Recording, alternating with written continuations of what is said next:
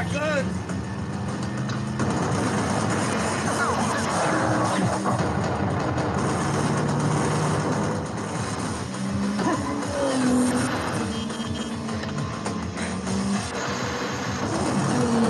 Look out! Oil!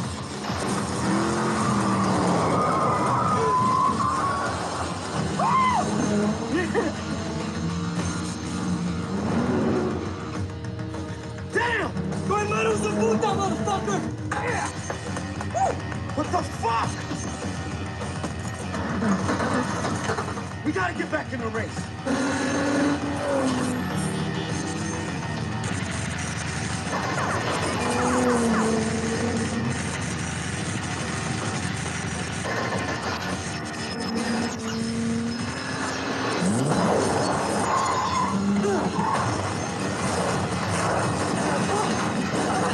Everything out?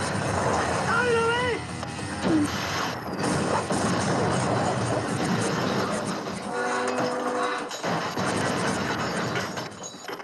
Hey, no man, huh? Stop CK, that's my name.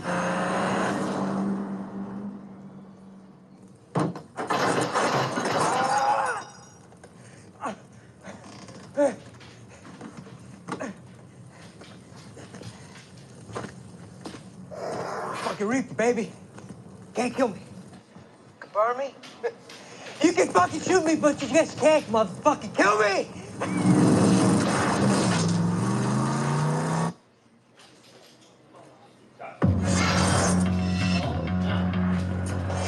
Get that off my window when we get back.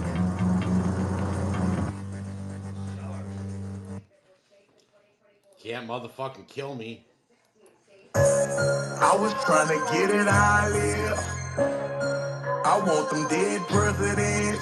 I want to pull up, head spin. Get fly. I got 6 jobs. I don't get tired. I don't get tired. I don't get tired.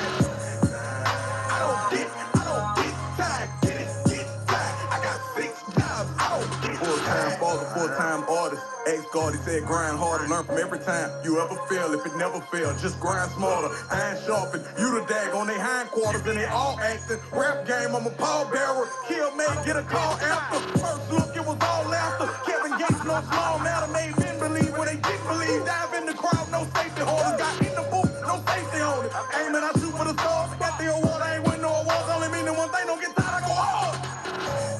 I was trying to get it how I live. I want them dead presidents. I want to pull up, head spin. Get fly. I got 6 jobs. I don't get tired. I don't get tired. I don't get tired. I don't get tired. Get tired. I got 6 jobs. I don't get tired. The woman I love on an air mattress. We share a car, my hair never couldn't afford flights, no air travel. Still Rice Krispies like sand gravel. Walking testament of what can happen the moment you follow your heart. Keeping the faith even when it get dark. They could give up as I tell them get lost. 6 years ago I just purchased a farm. Most likely the one that you cannot afford. Right foot on the gas. Balenciaga be accelerating. I'm doing the dance. She said I'm with. Shawty be doing her shit and it's okay to say that she bad. Look to the right and I give her a glance. Don't be no great. I was trying to get it how I live. I want them dead presidents. I want to pull up, head spin. Get fly. I got 6 jobs. I don't get tired. I don't get tired. I don't get tired. I don't get tired. Get fly. I got 6 jobs. I don't get tired. Only meaning one thing, don't get tired, I go hard. Don't play with the hustle, you eat your stuff. Don't let me pretend this just be who you are. I ain't never changing like this from the start. Only meaning one thing, don't get tired, I go hard. Don't play with the hustle, you eat your stuff. Don't let me pretend this just be who you are. Get fly. I got 6 jobs. I don't get tired. I was trying to get it how I live. I want them dead presidents. I want to pull up, head spin. Get fly. I got 6 jobs. I don't get tired. I don't get tired.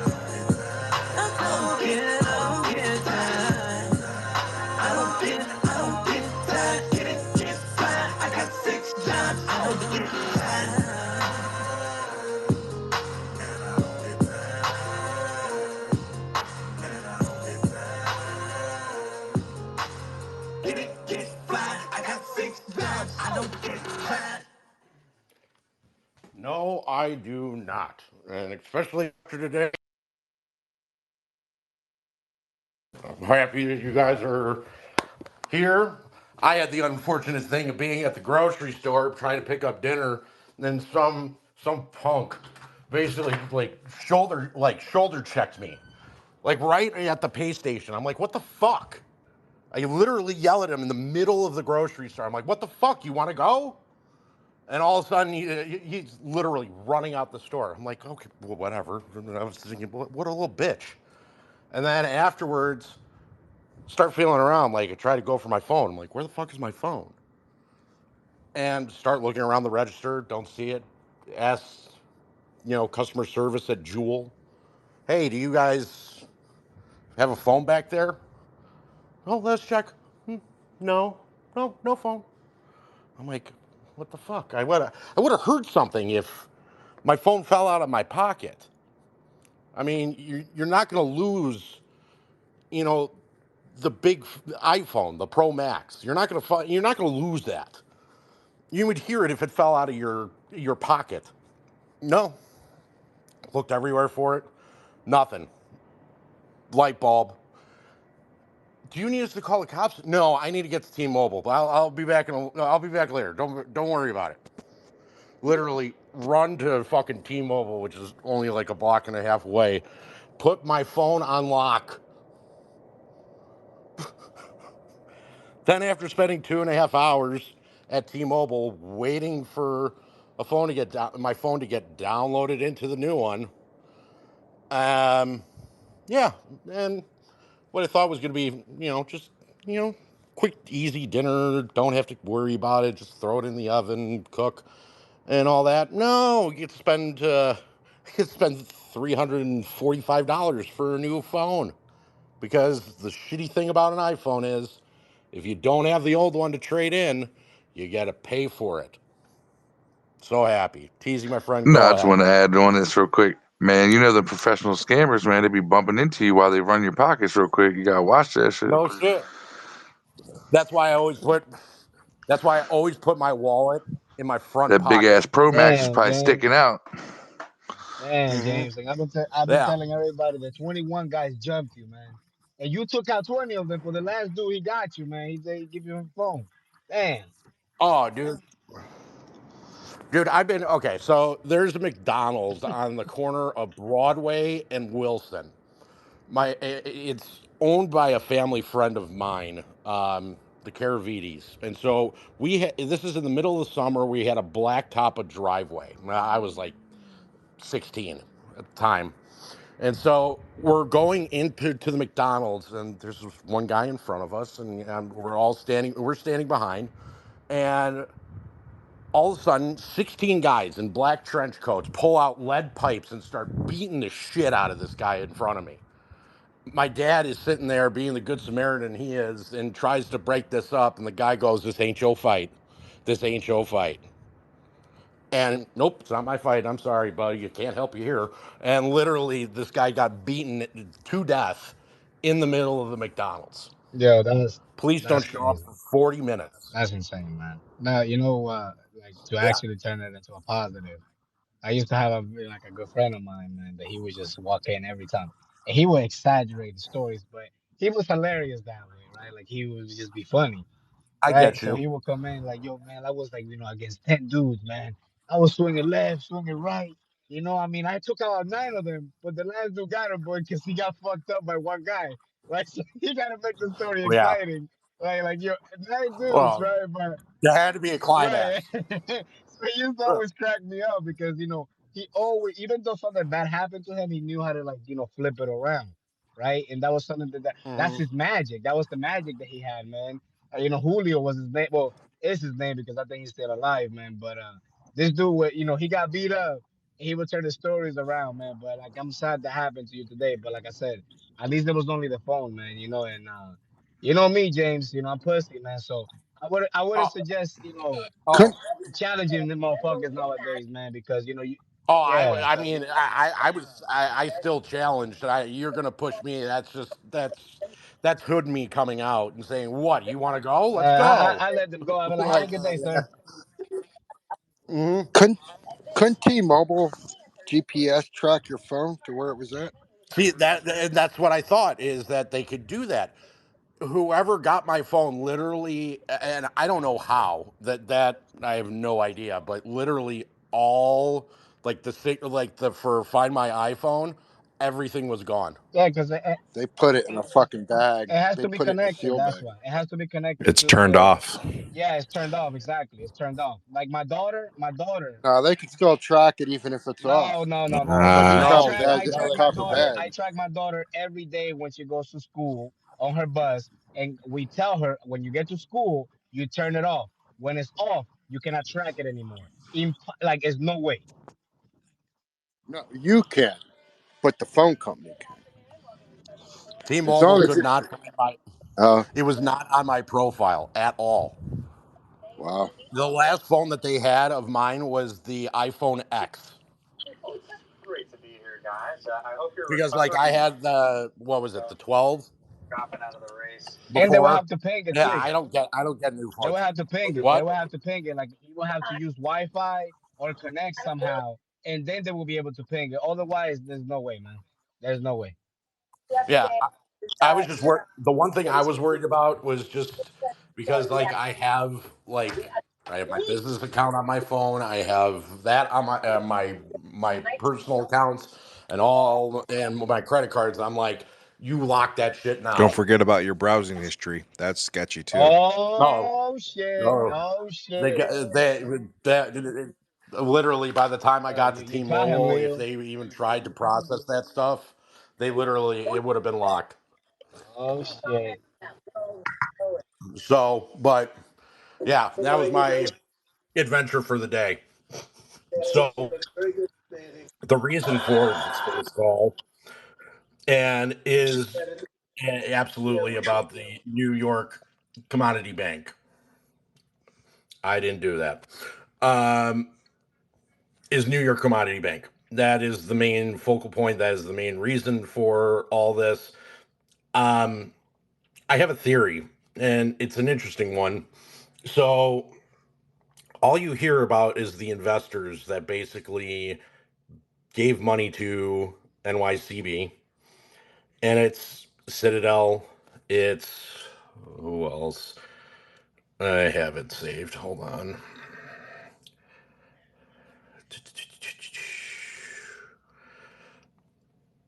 No, it's definitely in there. It is, according to this, you have Liberty Strategic Capital, Hudson Bay Capital, Reverence Capital Partners, Citadel Securities are the ones that invested the majority of this $1 billion that was pumped into New York Commodity Bank. And what I find interesting about that is they go ahead and they invest this money. Why? Well, probably because they want that too big to fail status. Well, okay. They've been doing these STRs recently and associating more risk. Now, are they using that collateral? Because Citadel doesn't have any money. They don't have any margin. They can't borrow anything. I The mean, Fed how? fucking laundered that through overnight. Well, The you could have Fed gotten the sent them overnight. that backstop money to do that. They did it behind the curtain. So you're saying it's a backdoor money print? Yes. Same thing they did for HSBC. Are you sure it's not? Because I'm thinking the Fed can't even give them that much. Well, The amount of they institutions added $6 billion to the overnight repo today. they did. Do you Yeah. have that sheet showing it? Um, Carl Carlin too has it. That's where I always It get did it. go down like 18 Okay. counterparties though. The only reason that I'm saying that is because I'm wondering if they use the associated risk in those STRs to basically back them collateral wise, and especially with the repo because that's only a daily. You know, That would still it's have a to be paid great day tomorrow. where that her endorsing him is a strategic of any strategic value to President Trump, given that she brought maybe less than I mean, 100 that's the one delegates. thing that I know for sure Yeah, is but that it's they can go to the bond market and collateralize it and then pay it back through bond. Nobody wants that they toxic could. shit. Yeah, that's the If other the problem is government's that paying for it, what difference does it make? because the difference is because then you're almost in violation of the 13% rule. That's why they had so many entities involved. No one person. Yeah. And just to confirm, that deal isn't done yet, right? It's on the table.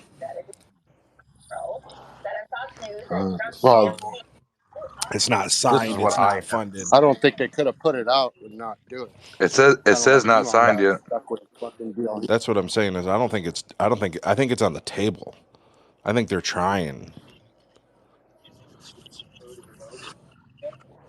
But what do I So know? I don't know. I here, don't know shit. if you click on this, you can go ahead and you can see what was going ahead. This is the press release of this. Where is it? Hicksville, New York, March 6th. New York Community Bank Corp. Inc. Today's announcement of Liberty Strategic Capital, Hudson Bay, Reverence Capital Partners, Citadel Securities, other institutional investors, and certain members of the company's management, collectively the quote unquote investor, will make a combined over $1 billion investment in the company, subjected to Right. finalization and definitive documentation and receipt of applicable regulatory approval. So it's pretty much a Liberty handshake is deal, expected. and it's printed now, so it's kind of got to go through. Same with Elon when he put that print out for Twitter, and then he ended up Yeah. having to pay right. But here's So the theory too: you say they don't have the money, and you say, yeah, well, that's just overnight. But the thing is, if they give them the overnight lending, right, they buy the equity, pumping up the stock to prop up the collateral value of the equity, right, in the market cap, yeah. right. Then they Hmm. get the shares of the bank, right, and now they can swap the collateral shares that they now own, pass them over to Fed in lieu of payment for the overnight. But they still have too much of the STRs out there with the associated risk. Yeah, but the I don't know government's going how to take any. on the risk. They just use them as the middleman to pump the equities. But it's actually the Fed that's going to hold all the risk on the equity. But they can't do that themselves without a bunch of fucking backlash, and they don't have the authority technically to do that. But they do have the authority in the overnight repo lending to give somebody else the liquidity to buy the equities and then use the equities as a collateral swap against the overnight, pay back So the this is overnight.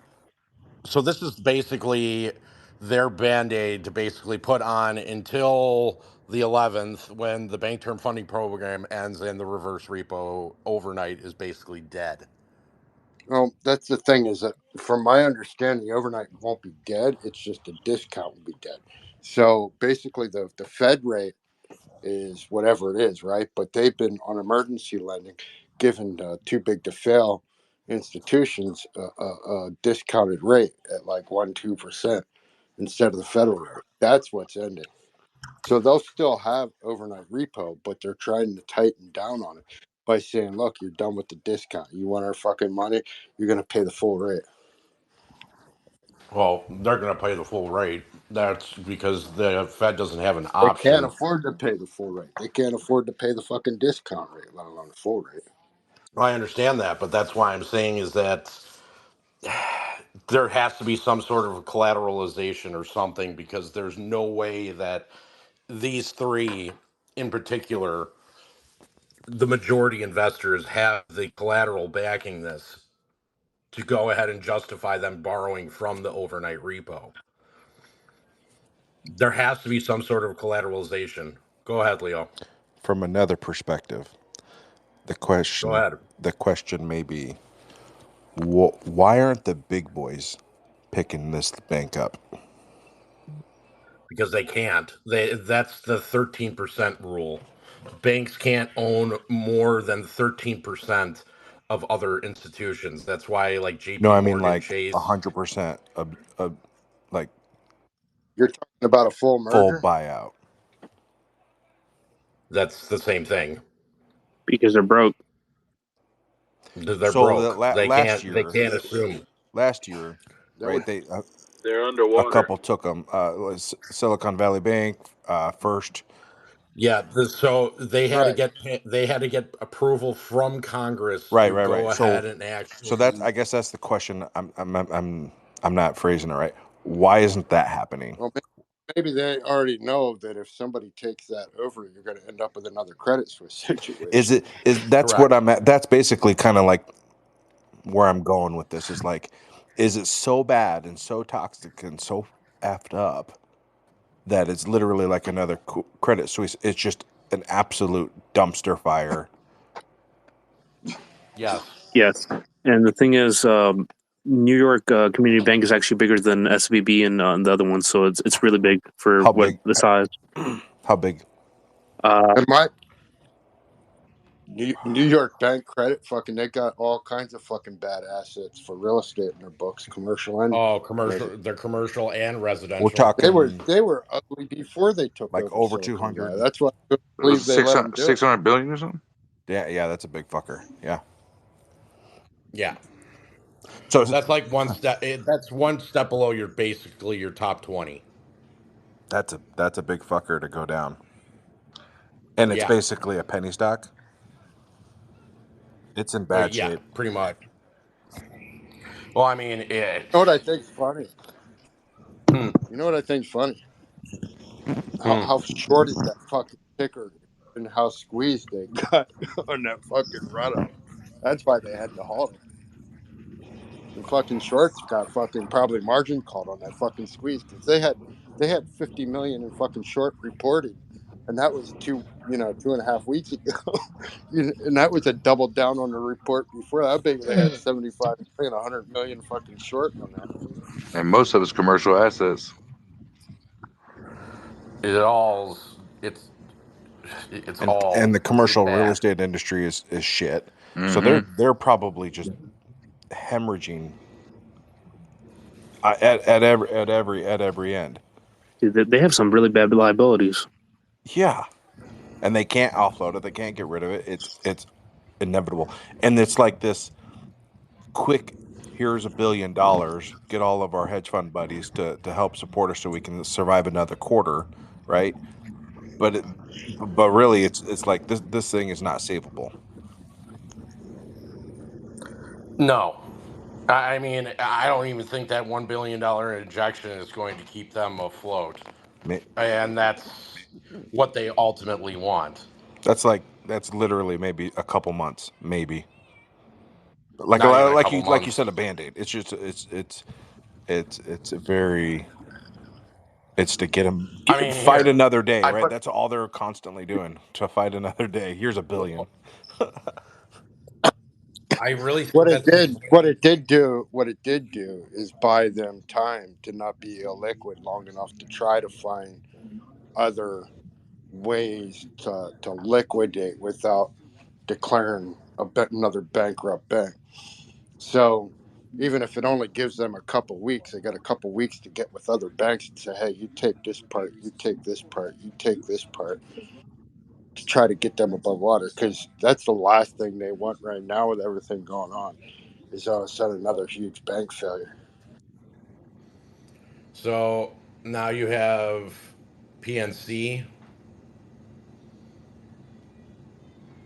also with problems. Well, that's easy enough.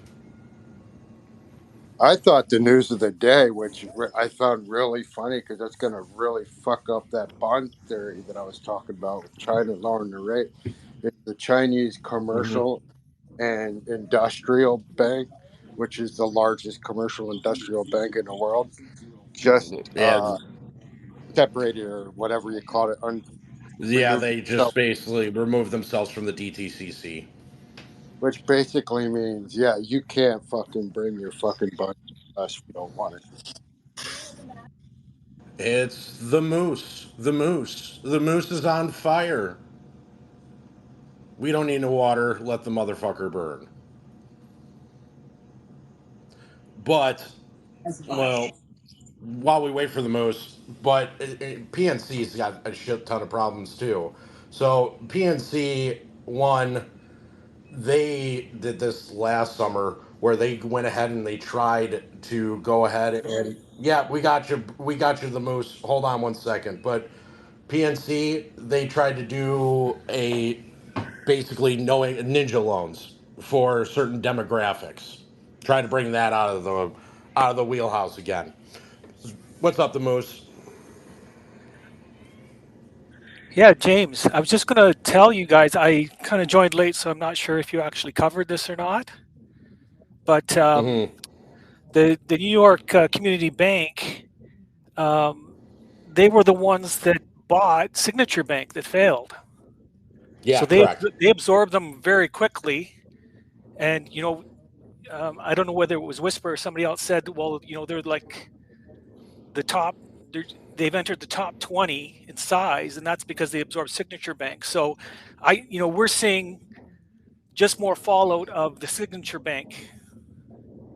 It's I, it's just contagion that has reached the NYCB. So that just works, and putting that's that out there, so. so in case people didn't talk about that.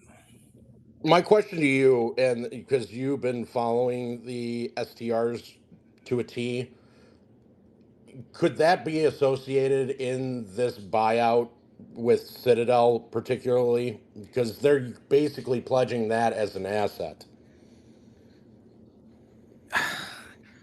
I don't think I. Doesn't it say in the agreement though that they're buying shares? Not they're buying equity, not assets. No, it says that they're infusing it, but I'm wondering if they're pledging those as their assets for the collateral.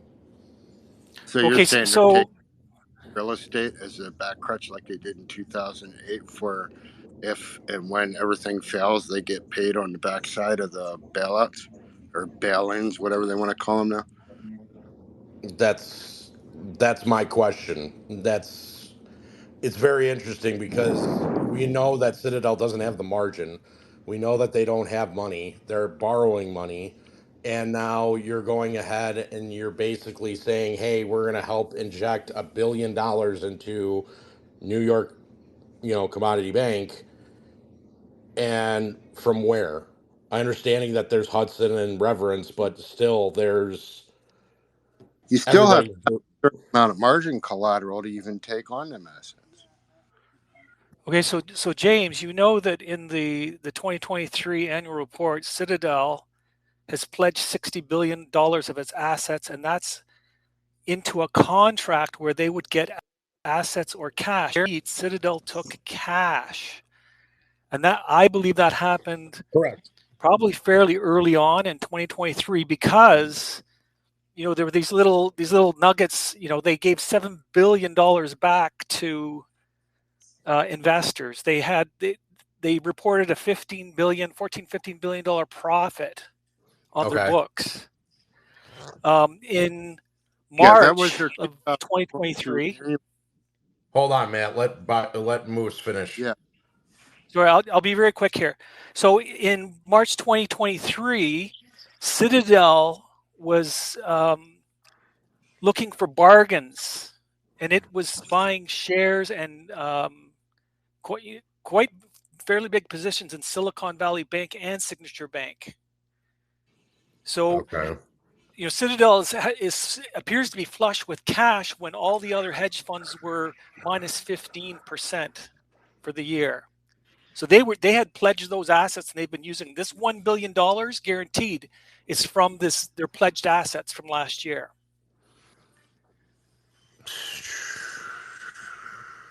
So, wow. Okay, so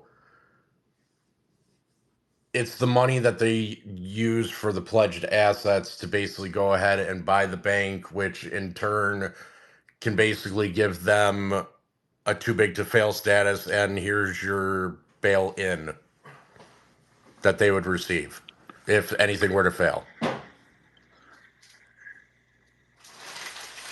I don't know if it's a too big to fail bail in directly to them, but since the banks that are considered bail in qualified, that money would get forwarded from the bail in to them as a payment of obligation debts.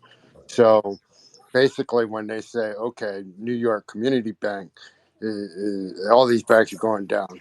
This bank's getting this much because this is what they need. When they look at New York Community Bank, they're going to say, you need this much for liquidity and you owe these people. So here's, right. And then that part of that money goes to pay off its liabilities, which would in lieu send that bailout money through New York Community Bank to Citadel in loan payments. Yeah, I think you're right, Matt. Robert would know about this because we talked about this ages ago. There was some DD that showed that years ago, probably like 2014, Citadel was angling to try and buy a bank, outright buy a bank. I And remember. they never did. They eventually set up Palafox, which is sort of a Swiss. It's a Swiss asset bank. It does everything a bank does, but it doesn't have the customer. It's the It's shell. institutional servicing. Yeah, Yeah, it's the shell. they can hide more if they had their own thing going on. Yeah, and I think we're seeing Citadel sniff around these smaller banks, buy positions. With New York Community Bank, it's willing to put up $1 billion to backstop it for a little while before it actually goes under. Um, this is about Citadel wanting to stop the smaller banks from failing because that could turn into contagion, which will hit the bigger bank, whether that's J.P. Morgan or Bank of America. That that's going to roll up to the bigger bank where their creditor might be asking them for their loan money. So they're actually trying to save these smaller banks so their bigger bank that they owe a lot of money to aren't going to come after them for funds. They can use that as leverage. They could, yeah. Check what I put up top. About if somebody like J.P. Morgan, with all their fucking problems, took on New York Community Bank, whether or not they would come to Citadel for payment back would be a whole one aspect. But the whole other aspect, if Citadel goes to them for a loan, says, "Sorry, we ain't got any, but," and he needs it to keep his game going. Fun fact: considering New York Commodity Bank's new shares will come with no lookup, apparently, I wouldn't exclude these hedge funds that put forward a bid for NYCB were shorting the name and then using this deal to close their positions, and whoever lent them the shares will be left with the bag. So, Redino Act and the character amendment, the company will provide customary shelf and piggy bank registration rights to each of the investors. Additionally, Liberty will also have the ability to request an underwritten shelf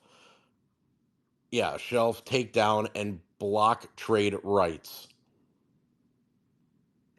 That's something I was wondering, and I would love to see that contract because I'd want to know if, because it wouldn't make no sense to give all them fucking shares to a hedge fund and allow them to trade them because you know damn well they're just going to tank your stock with them anyhow. So, So holders of the would preferred. they put a trade restriction in the contract I'm going on to the read it offer? right now. Holders of the preferred stock will not have voting rights and will be entitled to a quarterly non cumulative cash dividends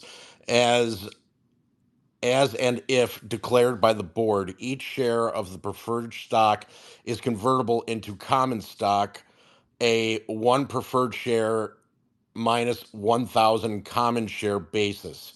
Series B preferred stock will automatically convert upon certain transfers permitted by federal banking regulations and stockholder approval of the character amendment to increase the company's authorized common stock, while Series C preferred stock will automatically convert upon the achievement of certain trigger events related to the receipt and antitrust clearing under the Hart-Scott-Rodino Act.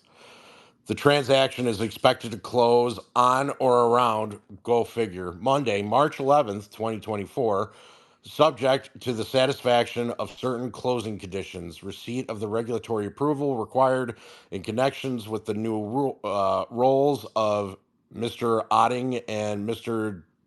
D. Nello, and the filing of a supplemental listing application required to authorize for listing on the New York Stock Exchange the shares of common stock issue under under investment agreement and to be issued upon conversion.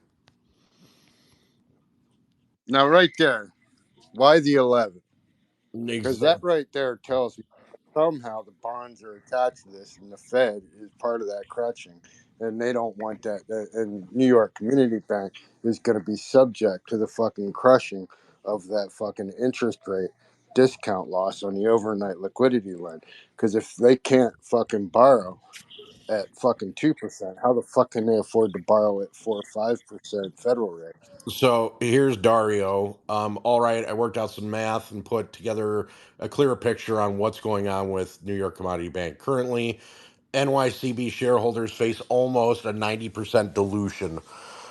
They will need regulatory approval by the 11th of March. Basically, New York Commodity Bank is blackmailing the regulators, saying this is the best you get, and if you don't rubber stamp it, we are gone.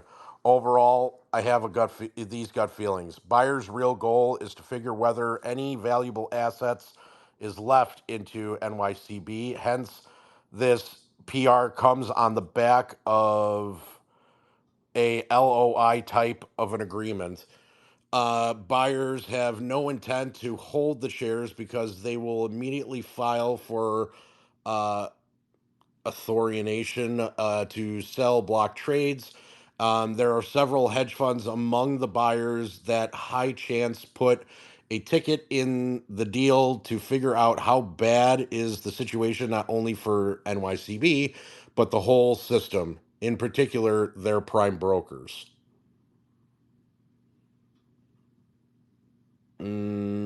What else do we got?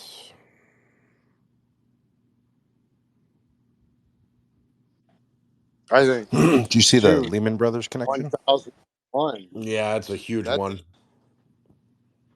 Go ahead, you Matt. said What that were you was saying? a 1001 convert from preferred to common. Yeah. Yes, correct. So a One. thousand of preferred shares they just bought for $1 billion is equal to the current 250 price. Yep. Pretty much.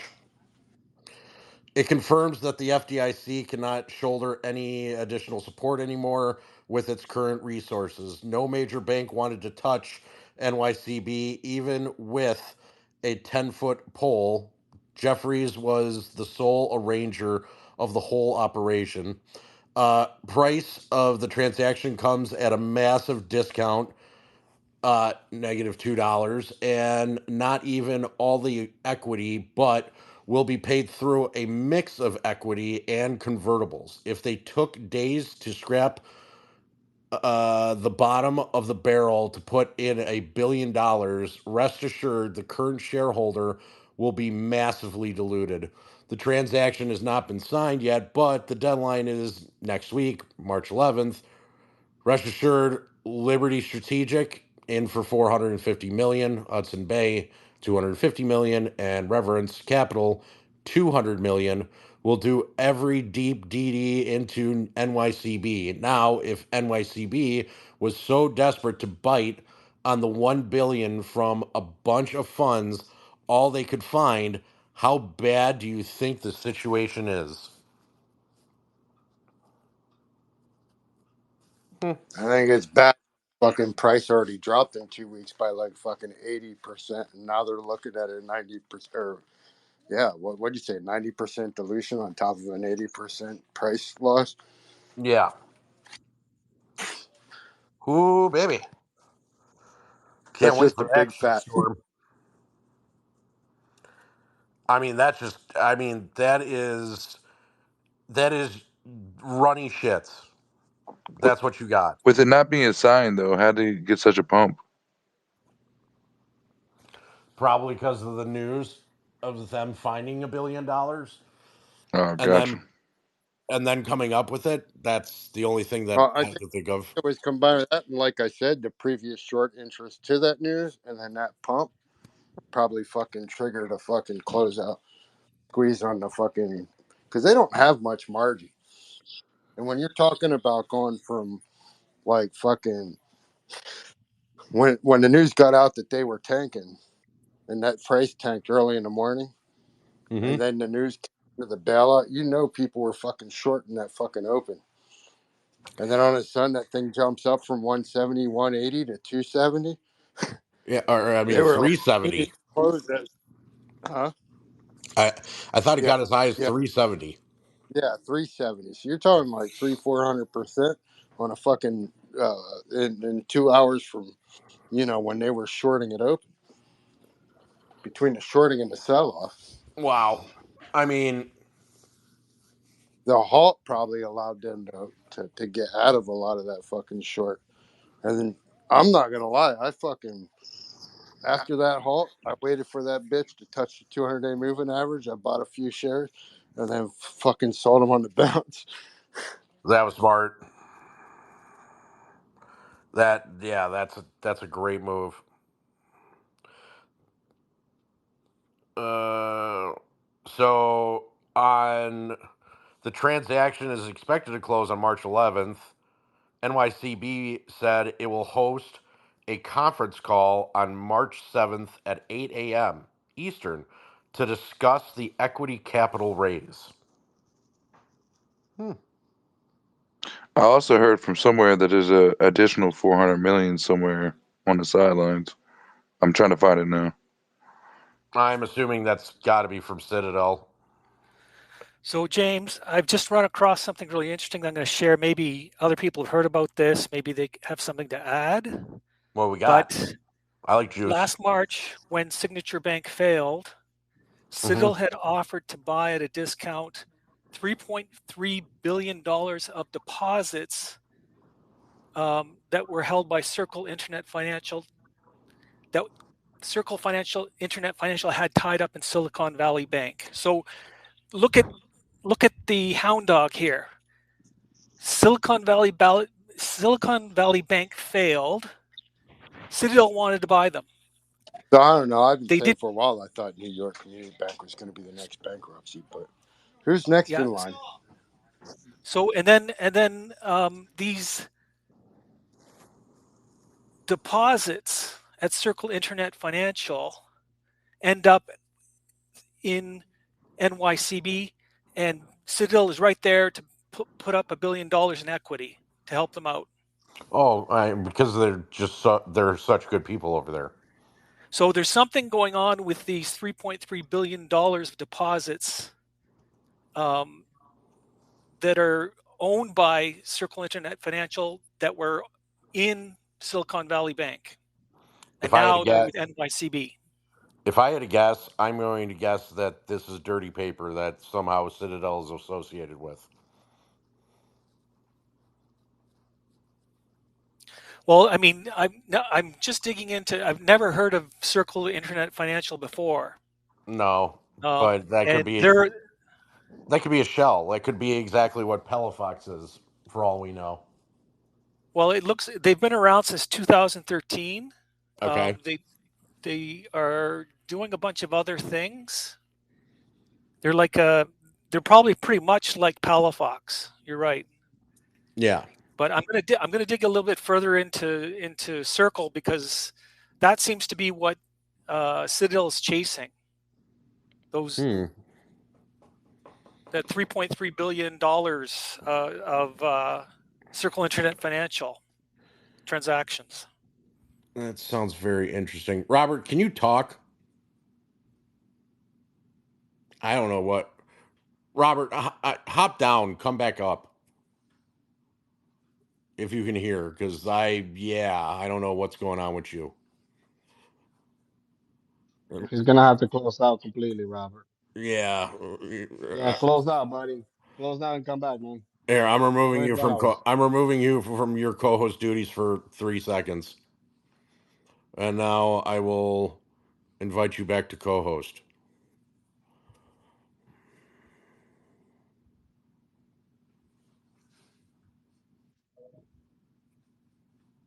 And you move over to the left, and hey, you're back.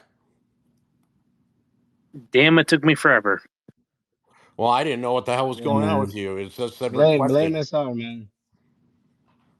Dude, I swear there today there was nothing. Anything that I was posting, there was nothing that was going through for some odd reason. I don't know why.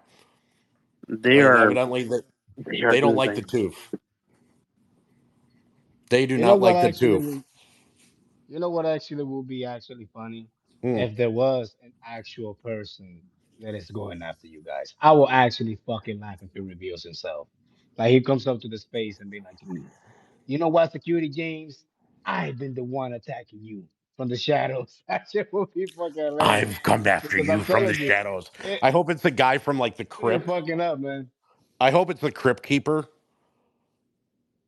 Or the mushroom tip strangler, man. Yeah, that too. I mean, that you got that guy. I mean, as long as it's not. Um, you guys remember Goosebumps?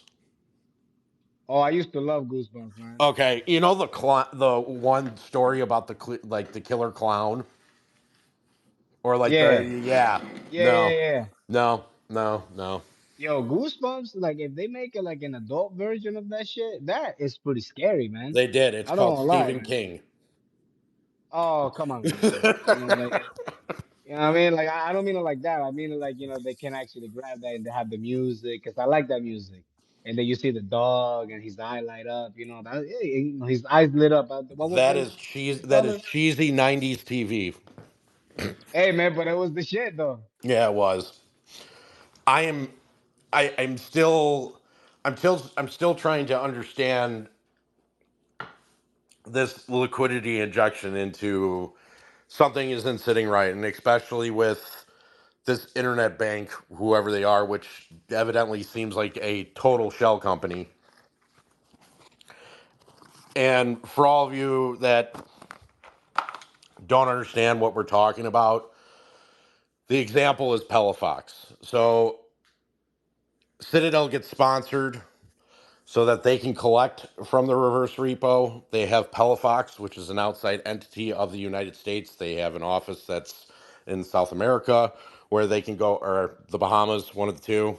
You guys can, Moose, Matt, Robert, you can correct me if I'm wrong about the location portion of it, but they're going ahead and shorting the government bond at the same time, basically feeding Citadel that money. So they're collecting from all fronts when they shouldn't be collecting from any.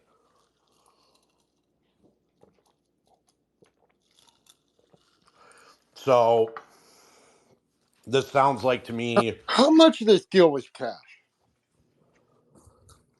So I did gave you a list of Yeah, here. it all sounded like swap equities. So it all sounded like So balance book balancing, but no actual cash injection. Well, an illiquid bank needs cash in order to secure withdrawal ability. correct. How does that help them stay Um, liquid if they don't have any cash? But maybe it's uh, just the collateral. They're looking for the collateral. Even the collateral doesn't matter. They still have to feed the deposits and withdrawals. How do they do that? That's the problem because it's a bank. Yeah, think of like AMC and or the balance lines when you see operational balance, right? So, Well, they're a bank. Their operations cash. yeah, Liberty is in for 450 million. Hudson Bay at 250 million. Reverence is at 200 million, but that's so Citadel would be 150 million because it has Citadel Securities as a company that's investing, but they don't On the press release, it does not list the amount Citadel is paying.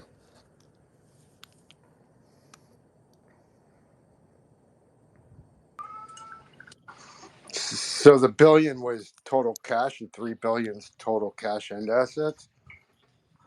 No, the three. Well, I don't know where the 3 billion comes from. Oh well, I saw the 1 billion, but It's I thought 1 billion. 1 billion equity investment, anchored by former U.S. Treasury Secretary Stephen Mnuchin's Liberty Strategic Capital, Hudson Bay, and Reverence Capital. But that's not $1 billion. You have right. That's what 450, I'm wondering. What percent of 250. that? That's 700. So that's 700. Or that's 700 million. You have 900 million total. So is Citadel investing 100 million?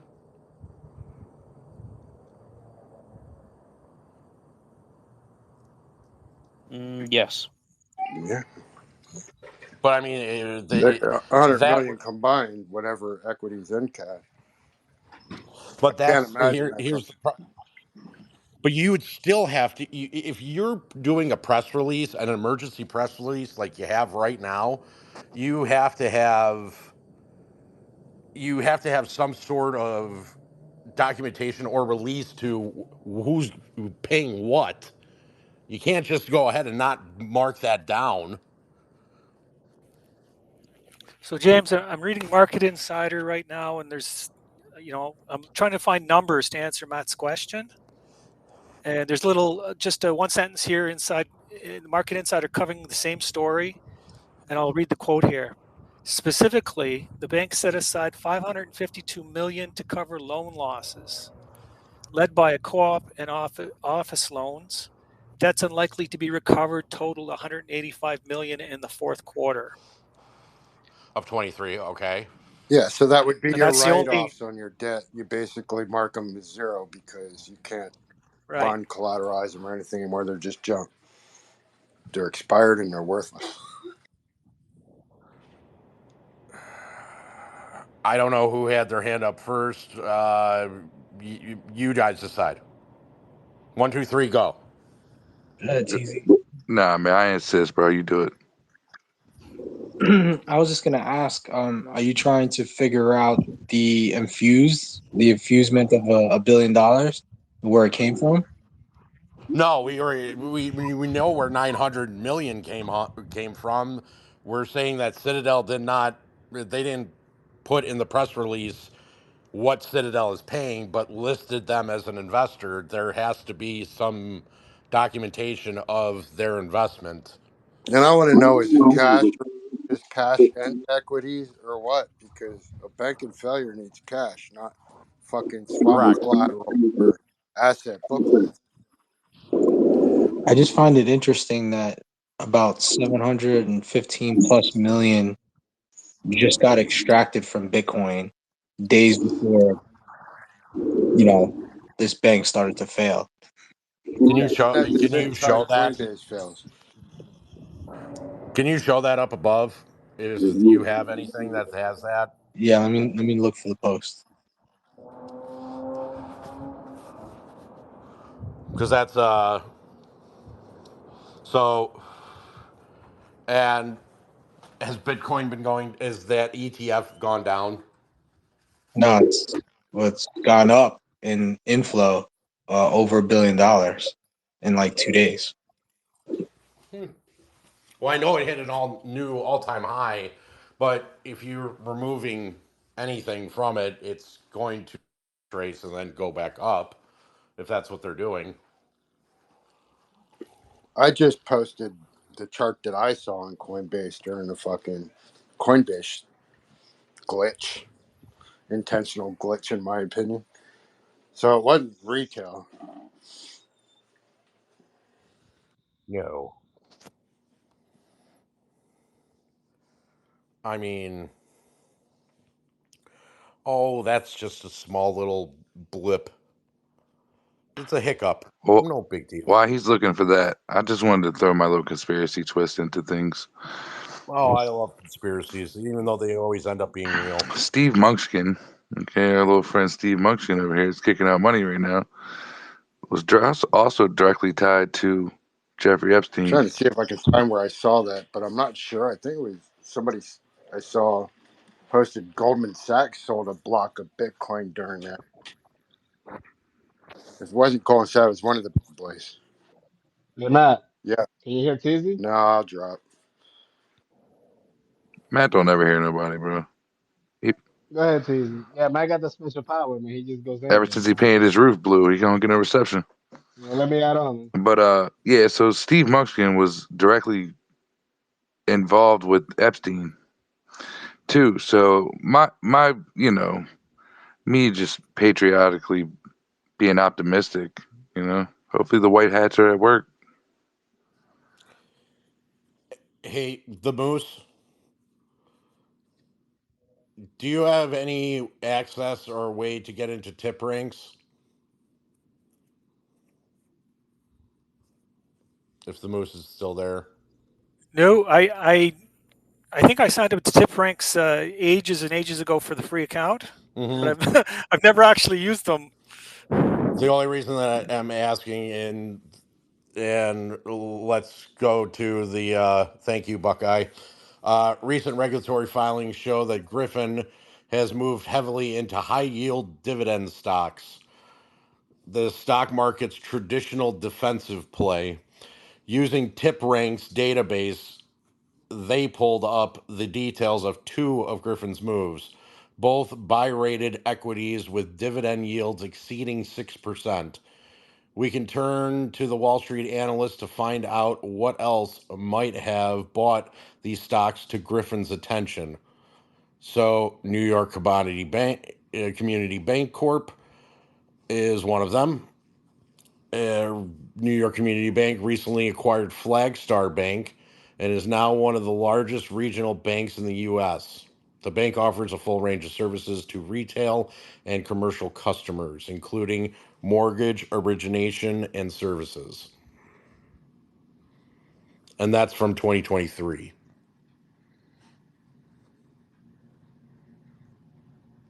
Interesting.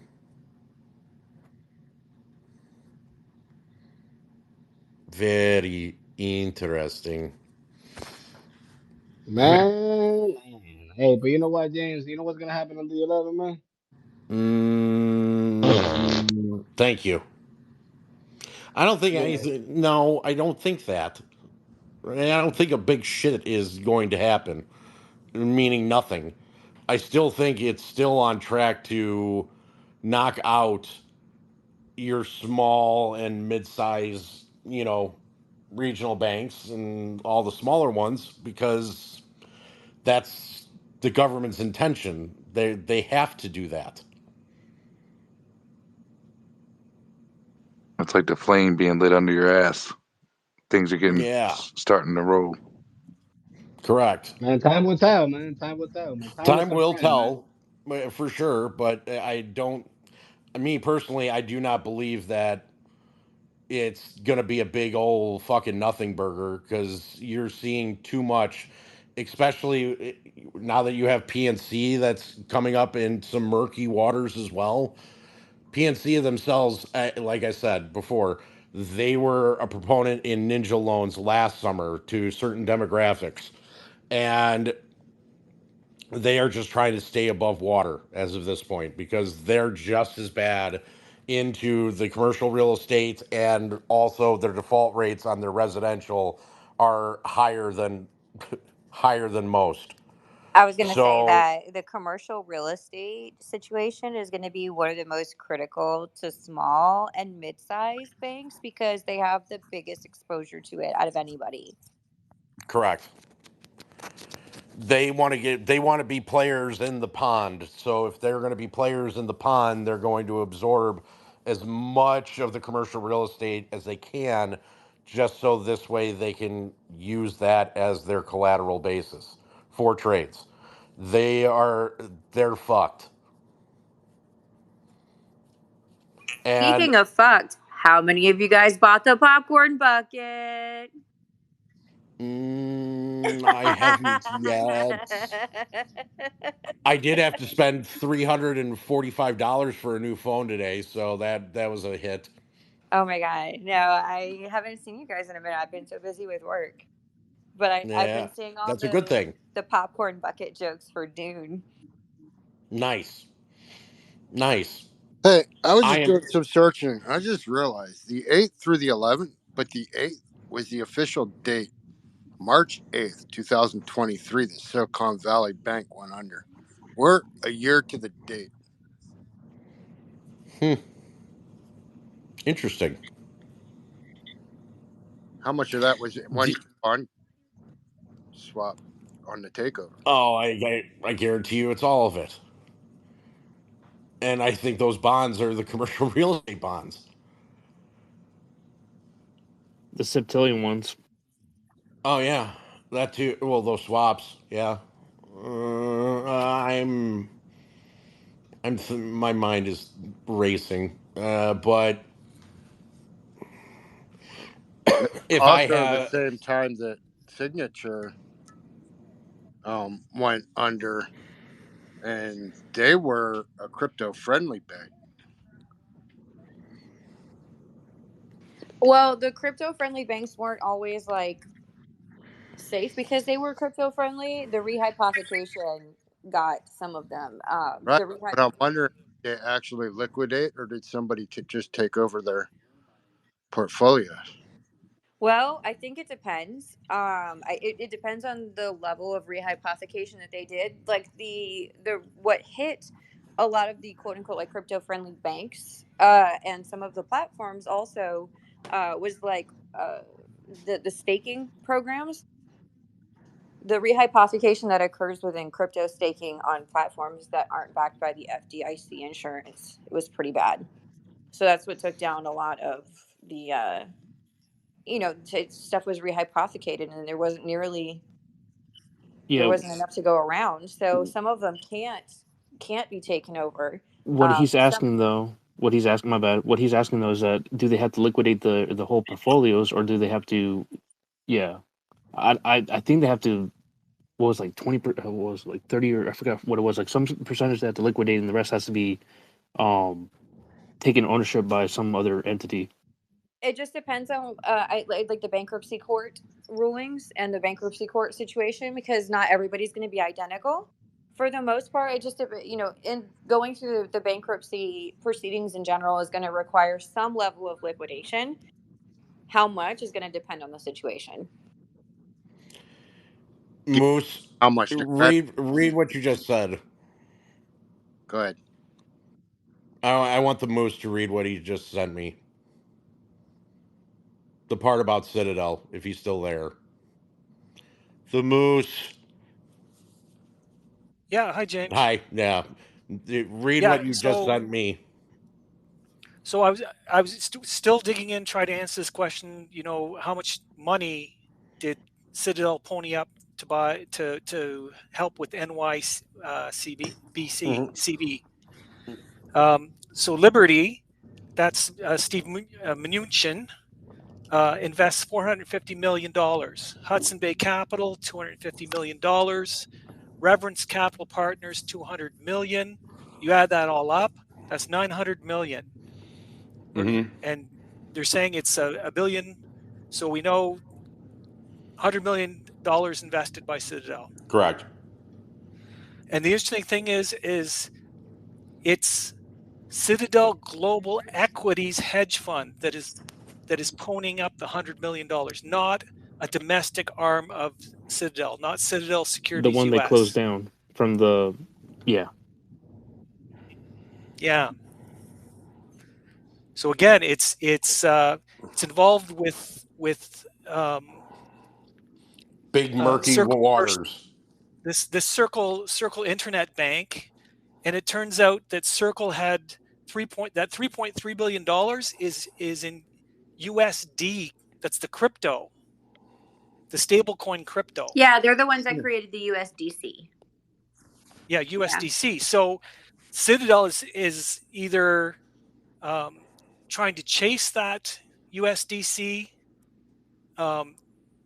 for a reason. My personal belief on USDC as an asset, just in general, is that eventually USDC will be the federal government's CBDC, just based on their super cozy relationship with Circle and the way that I've seen certain entities pursuing USDC the way that they are. That's my personal theory on it. Is that eventually the USDC is going to actually become the CBDC for the Federal Reserve. The interesting thing is that why is Citadel tracing them? Is there's got to be some sort of a filing that has to be involved, because if you have Pelifox, and we know that Citadel is a subsidiary of Pelifox, there has to be a log of this internet bank. What is it called? Circle? Yeah, Circle is, they're the ones that created USDC, the US dollar coin. Okay, but if Citadel has that, Citadel would have to have some sort of a filing backing. If they used a digital dollar, that would be on blockchain, wouldn't it? Yes, it would. All the USD, just like anything else, USDC is blockchain based, so you can see all the transactions. Now, So James, I just want to point out too that Citadel has developed its own digital options platform and crypto platform called Box. Mm-hmm. They're one of the early investors, along with iBroker, Virtue, Morgan Stanley, JP Morgan, who were backing the EDX Yep. crypto exchange. Their long game is they're going to start trading cryptos 24/7, but they want to move all the stocks, these mirrored tokens, Yeah, into that. or all 2,400 NYSE stocks, and it'll be 24/7 trading of stocks and crypto. I think that was pretty inevitable, just because of T+0 being implemented, and just the nature of, I feel like, in terms of trading, The problem is crypto that changed the landscape. huge problem. The problem is that it's tokenization as of that point, in which sense it can be, mirrored. It can be no. With the tokenization, obviously the tokenization aspect of that is bad. I'm just saying, like, just in general, even if tokenization wasn't a part of the equation, the 24-hour trading cycle was pretty inevitable, in my opinion. It's all based on front running. I mean, they've been doing that anyhow, internationally. Yeah. That's what I'm saying. Like, it was kind of, we were already leaning into that no matter what, just because the nature of globalization, the way that all of the businesses are intertwined internationally, all of the trading that goes on across different markets. Like, globalization is changed trading in the way that, like, just electronic trading in general changed trading. So I feel like even without tokenization, we were going to a 24/7 cycle no matter what. So you see, Citadel is chasing this USDC that is held by Circle, that ended up with Signature Bank, which ended up with NYCB, and Circle is a Web3 kind of portal that you onboard and offboard your fiat currency. So if Citadel is trying to launder money between U.S. and its foreign offices, whether that's Cayman Islands or Palafox in Switzerland or someplace else, if they're gaming crypto, doing these pump and dumps and front running crypto, and you want to get that money out, you need to go through Circle. Interesting. Right? Yeah. And that's why Citadel is so. That's why they're putting up. They put up money for Signature Bank. That's why they're putting up money for NYCB. These are crypto-friendly banks. You actually got me thinking bigger.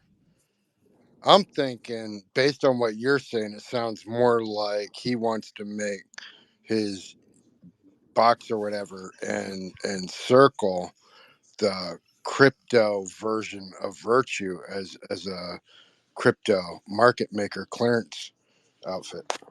Like, I think Well, it's also the fees for USDC, like on Coinbase, to purchase USDC, it's free. To convert your dollars to USDC is free. But then you you have to, as opposed to just buying straight crypto, you can buy a USDC, then convert it to something else.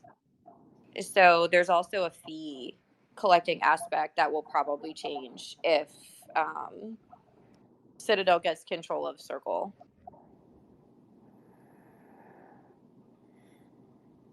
This Well, I is mean, very think interesting. about it. FTX was kind of played that role when they were still around, like growing.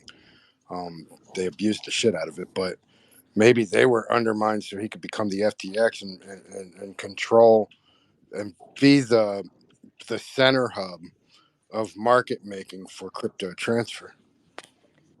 As and you notice what's happening once FTX went down and they rescued Brett Harrison from FTX.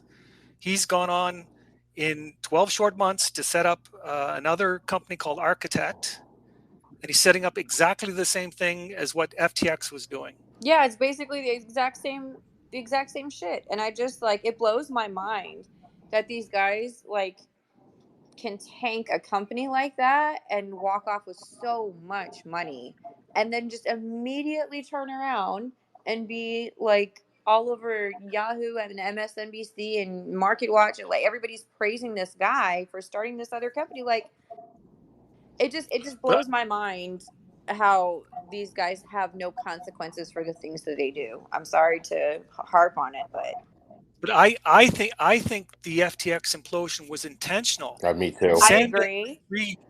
Bankman-Fried went out to over 200 small crypto startups, promising them money, kind of luring them in, and then they all got rug pulled when that went under.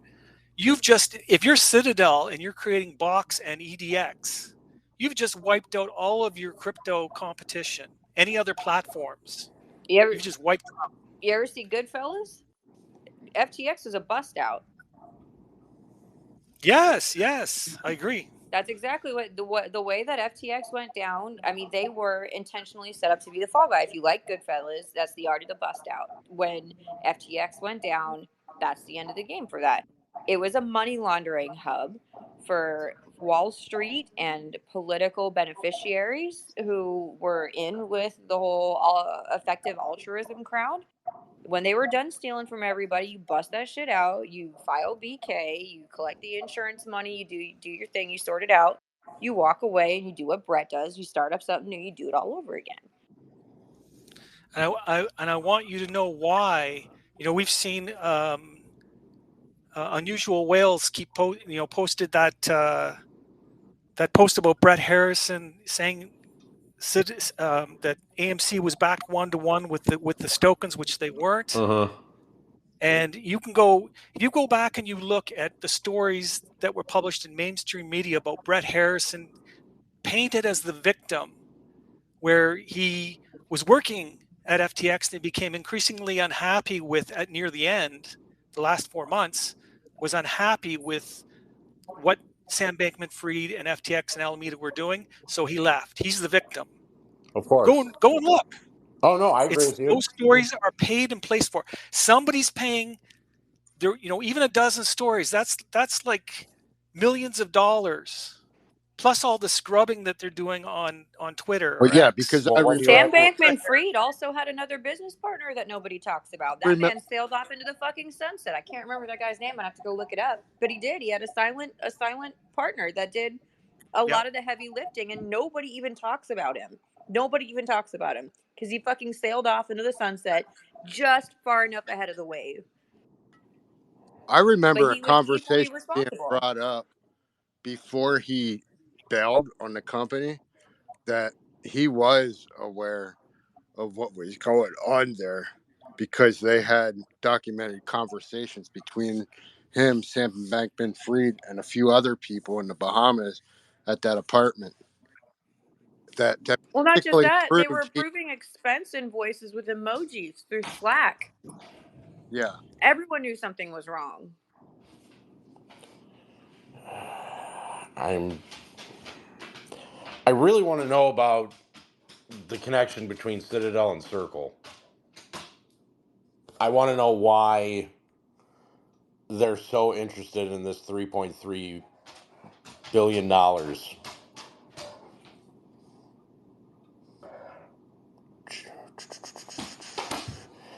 gonna do digging.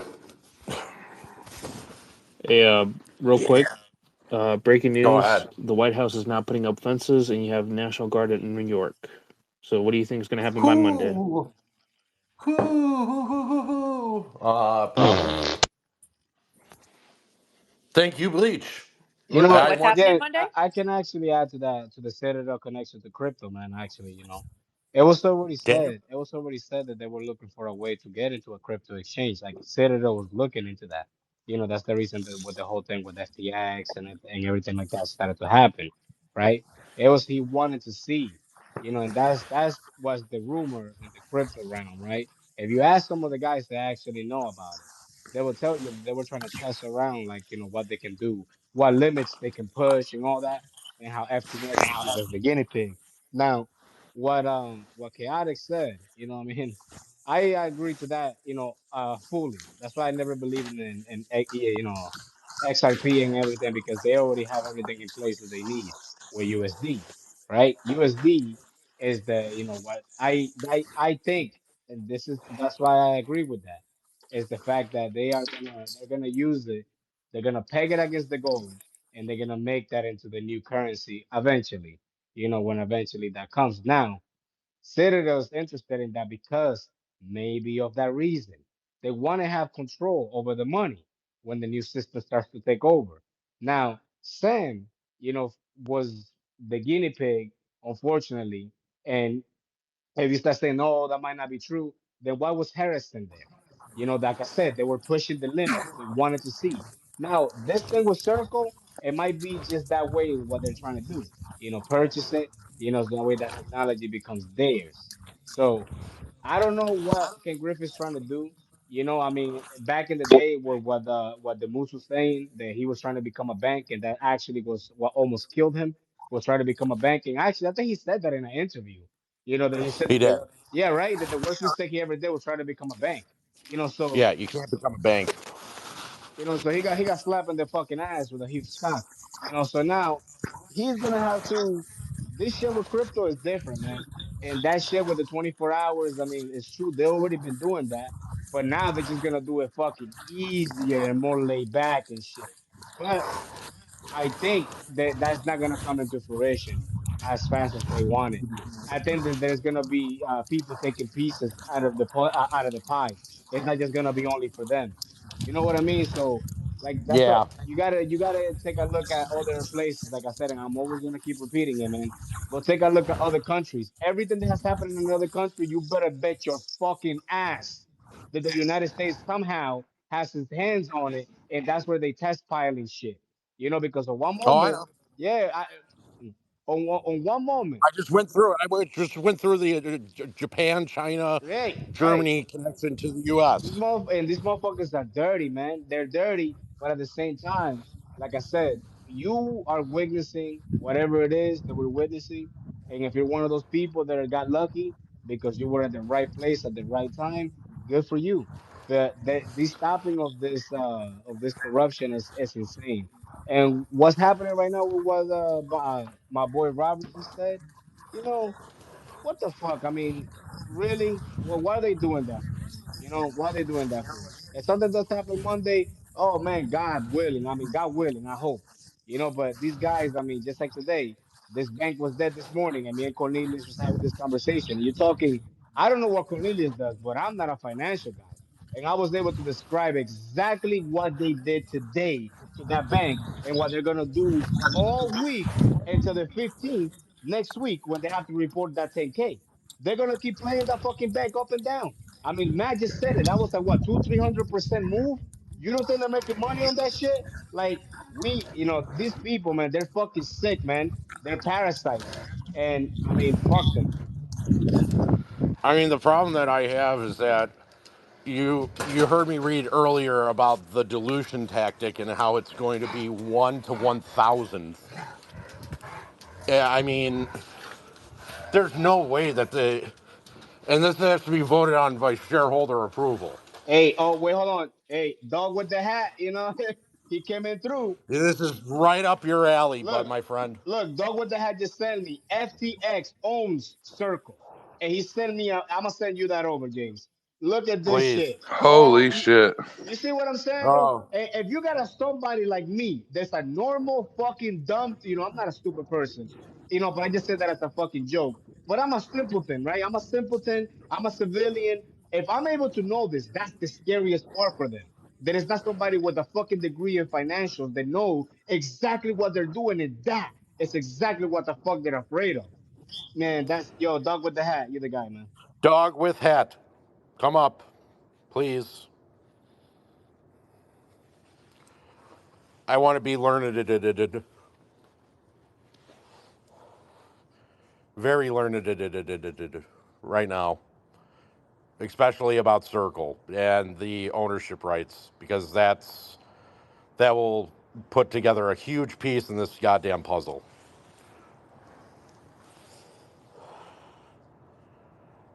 It really will. Dog with hat. In the meantime, I don't So think he's in the space. meanwhile, Check your DMs though. I sent it to both of y'all. I got dog with hat. Dog with hat messaged me of this huge list. But go ahead, the moose. I was just going to say, I ran across a news article about Circle completing $440 million in financing. This was back in May of 2021. Mm-hmm. And the backing partners, Digital Currency Group, FTX, Brayer Capital, Valor Capital Group, Pillar VC. And there's a quote here at FTX: "We're excited to partner further with Circle to help expand these capabilities to all our crypto users," said Sam Bankman-Fried, CEO of Bam! FTX. That's a PRN Newswire release. Yo, Kenny, you slimy bitch. I'm telling you, Kenny is a fucking bitch. I'm telling you, man. I'm going to read this. Thank you, dog with hat. So, okay, and here I'm looking at the green, and I guess in the 1, 2, 3 in the fifth column, these are the customers: Circle, Internet Financial, and TrueCoin, right? No, they're not the customers. What they are is an intermediary that transfers customer stablecoins into dollars. I believe you testified earlier that all these funds came from customer assets. Where on this, in the analysis, are the customers. The customer funds are transferred. And I traced this to Circle Internet, and they're there at Circle Internet were changed from a stable coin to dollars, but it was the customers' funds that are in the background of this transaction, and I traced them back to the original bank statements. So are you saying that the collateral asset that they're holding is offshore dollars and the actual currency that they're moving Dog with the dog with hat. I'm posting this just so everybody can see it. Matt, I think the offshore assets are in USDC, a cryptocurrency, and when they want to convert that over to US dollars, they've got to bring it through Circle in the US. so they couldn't Circle directly is off basically the that intermediary, the tax middleman. savings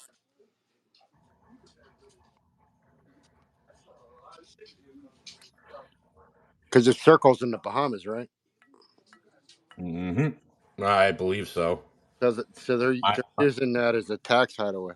So there's a shit ton of cash sitting there, but it's laundered cash. It's hidden from taxes, and they're trying to figure out how to get access to that without flagging the government. Here you are. It's up above in the jumbotron. Go ahead and read. 24 hours, man. Thank you, dog. W hat.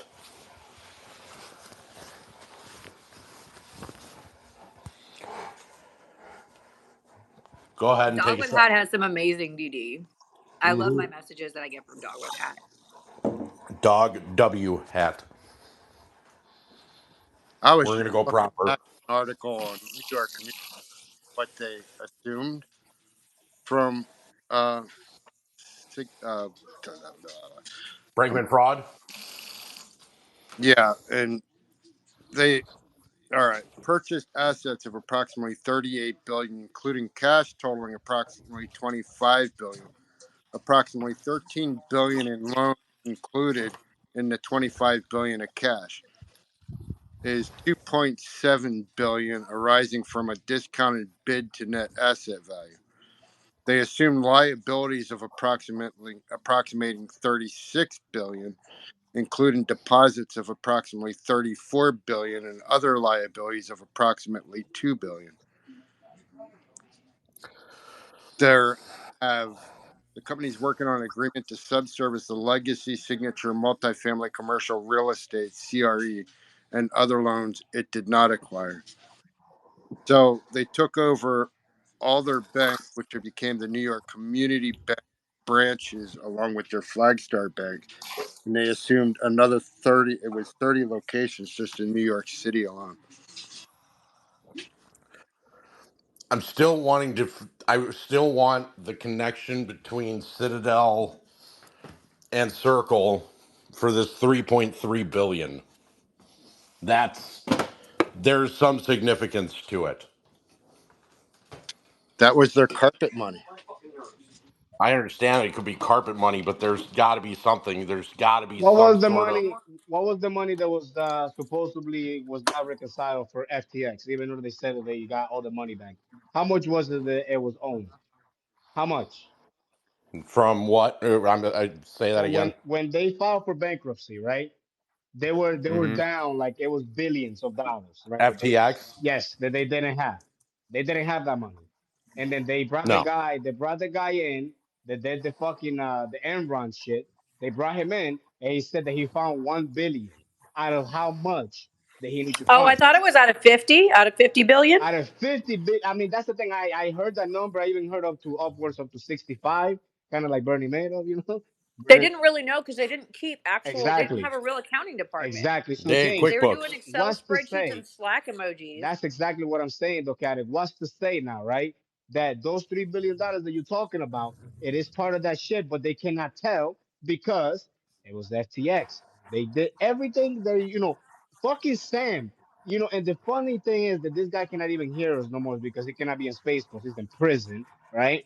But this guy, he got the fucking key, man. Sam can spill the beans. But the thing is, do Sam really got the beans or is Brett Harrison the guy? You see that? Sam might not even know. Brett Harrison was the one doing all the fucking the goons and the schemes. That's why you know what? From now on, I'm also every day I'm gonna be posting that video every day now. Even more now. I'm gonna be posting that video and I'm gonna ask on top, what does Brett Harrison know about Circle? What does he know about that shit? Because I'm telling you, that's where Did the we money make a is at. connection? Can we make a connection to Circle and Alameda? Well, here, if we go to the next, we'll see. Then there's a transfer of customer funds via the intermediary Circle Internet Financial to Almeida. So now it's in the bank. Oh, you guys, I found something. Hold on.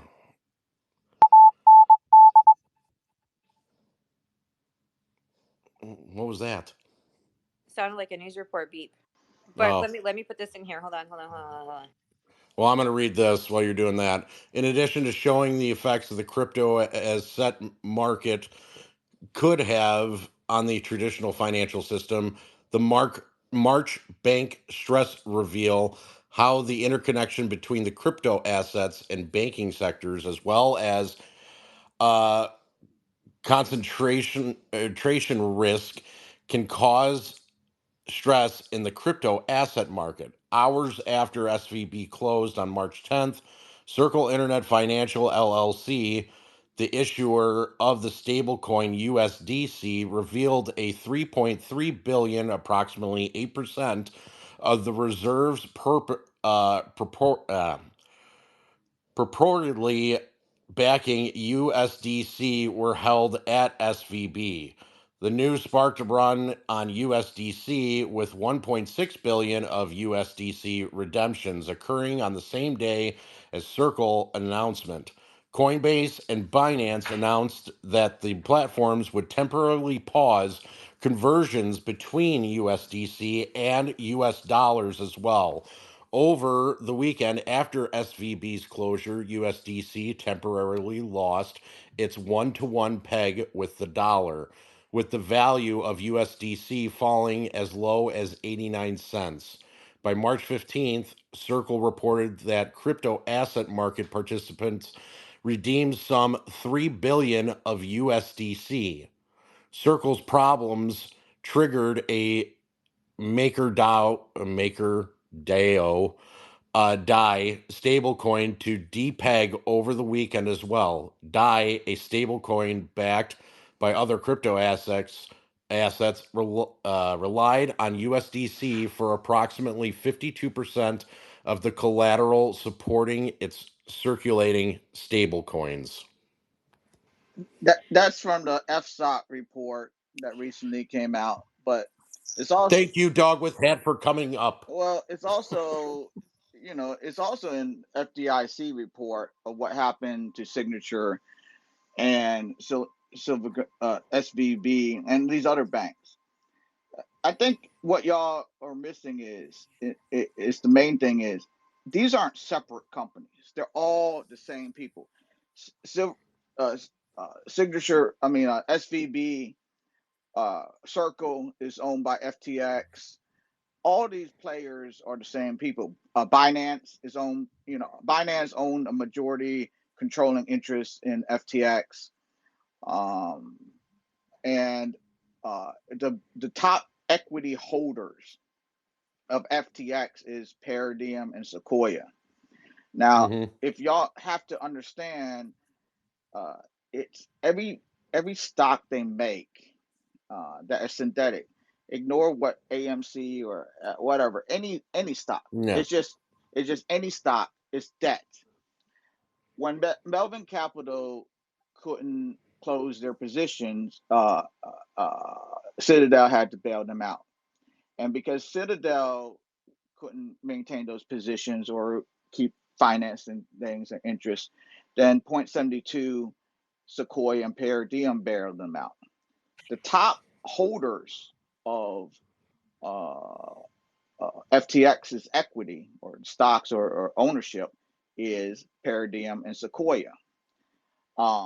So if you just Google Paradigm Sequoia, they own a majority or they own a percentage of Citadel after they bailed them out. So that debt, Archegos alone, we know, had with Credit Suisse at least a $50 billion notional short position that they never closed. That means $50 billion with one bank, not multiple banks, just one bank. That is debt. At minimum, it's debt that is at that time it was $50 billion. It's and what you got to understand what they're doing. They're not since they own Circle 2. They also own BlockFi. They also own Voyager. They also own Celsius. These are the same people. They're moving one set of collateral back and forth, and then they're getting loans at their own banks, their shadow banks, from Silicon Valley Bank, from Signature Bank, from First Republic Bank, and Signature Bank. They were assumed by whatever New York Bank Corp or whatever. So that debt is the same people. It's the same. They have to move that debt somewhere. So it's just the dirty paper that's being passed around between each other to go ahead Hot and make potato. sure that it's not getting caught. yes, and people still think about locates and this. No, criminals aren't No. trying to locate. What they're doing is they're just doing almost like they're doing a Bernie Madoff with a credit line. That's what y'all got to think about. They're doing a Bernie Madoff, so they're collecting people's money for stocks. And in the terms of FTX, basically you have to use cash or you use fiat or whatever and buy U.S. stable coins from USDC Circle, which they own, the company. And they also own, Gemini, and they own Paxos and all these stable coins. So they're taking money from the stock market that people are paying for real stocks. They're taking that cash, converting it to USDC or Gemini or Paxos, all these fake stable coins. USDT. Yes, USDT too. Yes, and from that Delta or whatever, and they're doing laundering with that. So they have to hide the money they're taking from the stock market, because every single day pensions buy into the stock market, investors buy in the stock market. They're just taking that money, that cash, and then buying USDC or any of the other stable coins. And from there, it's in the terms of contract of FTX. Basically, once you turn it and convert it into a stable coin, It's theirs. then you can turn it into any digital asset. Now, this is how you can tell what they're doing, right? It's simple. It's the simplest thing, right?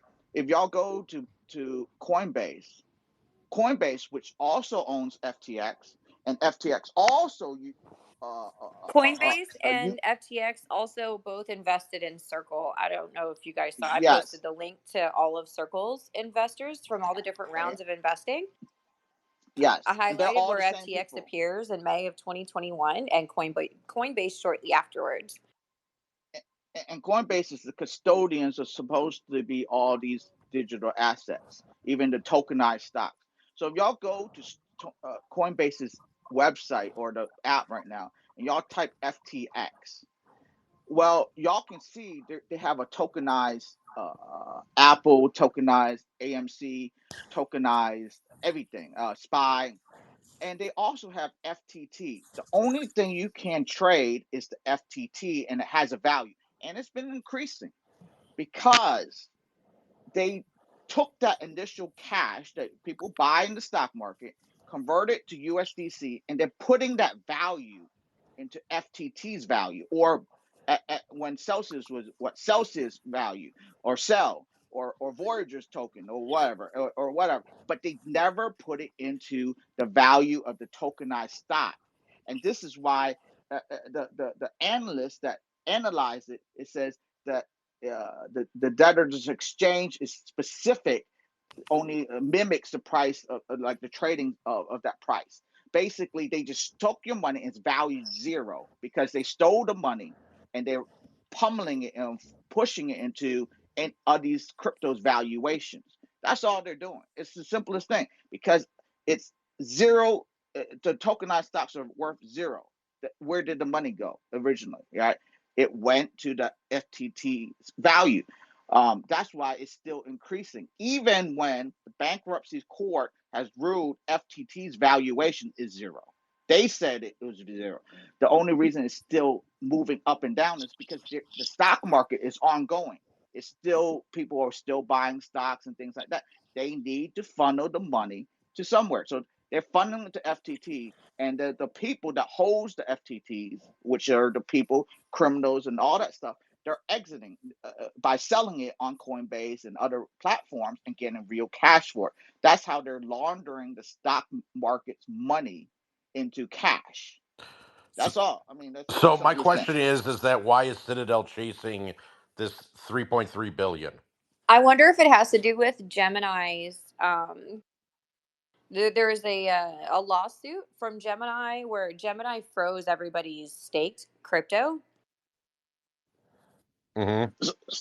What you'll have to look at is the original collateral Well, of. that's what I'm saying. Gemini actually just notified everybody that they're going to be returning everybody's digital assets back to them 1-to-1.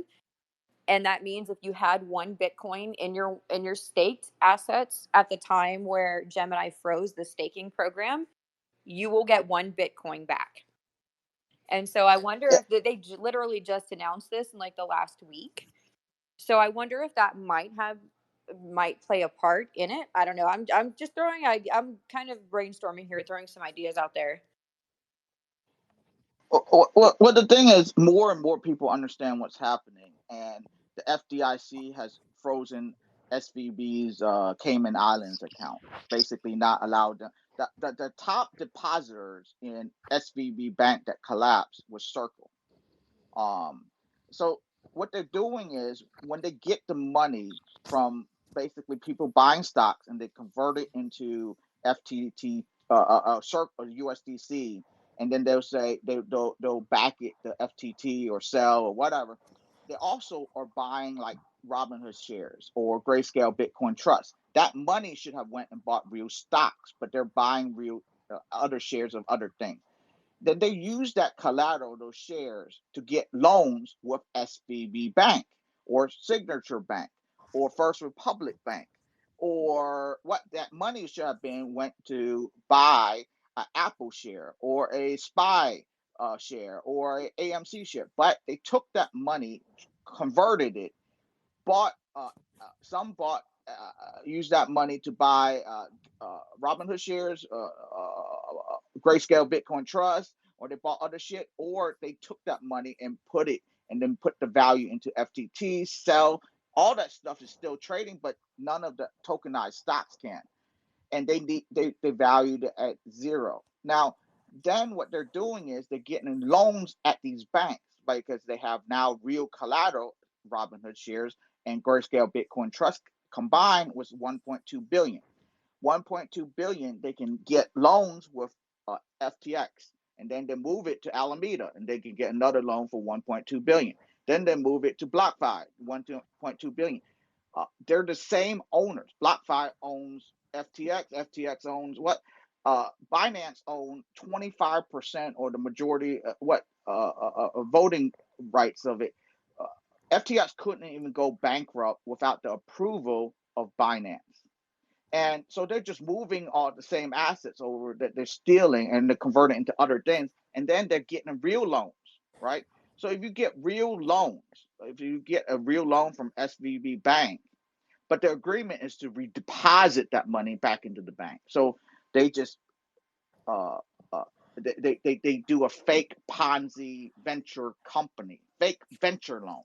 If you listen to all Carolyn Ellison's testimony, or even any of these people, they had it's venture loans. Then they got real loans from real banks. They just deposit that money back into the same exact bank. So it looks like they're basically they borrowed some money, and the bank looks like they're doing a great job lending money to great people, and they're just using people's buying stocks money or buying others assets to pay that loan for SVB Bank or pay that loan for Signature Bank. And because it looks like they got real loans for a real company that they also own, it makes that bank, which they own majority shares in, also rise, and then they'll sell those shares. That's all they're doing. They're just Ponziing their own companies over and over again. And that's it. It sounds like a shell game with LLCs in the mix. Well, that's Yes, Bernie Madoff. USDC eliminates a lot of the fees, and that's the big thing with USDC that is unique to USDC, especially on the Coinbase platform. That's different from all other stable coins, is the lack of fees. Security, read my last DM to you. Hold on one second. Hey, since we're in a pause, dog with hat.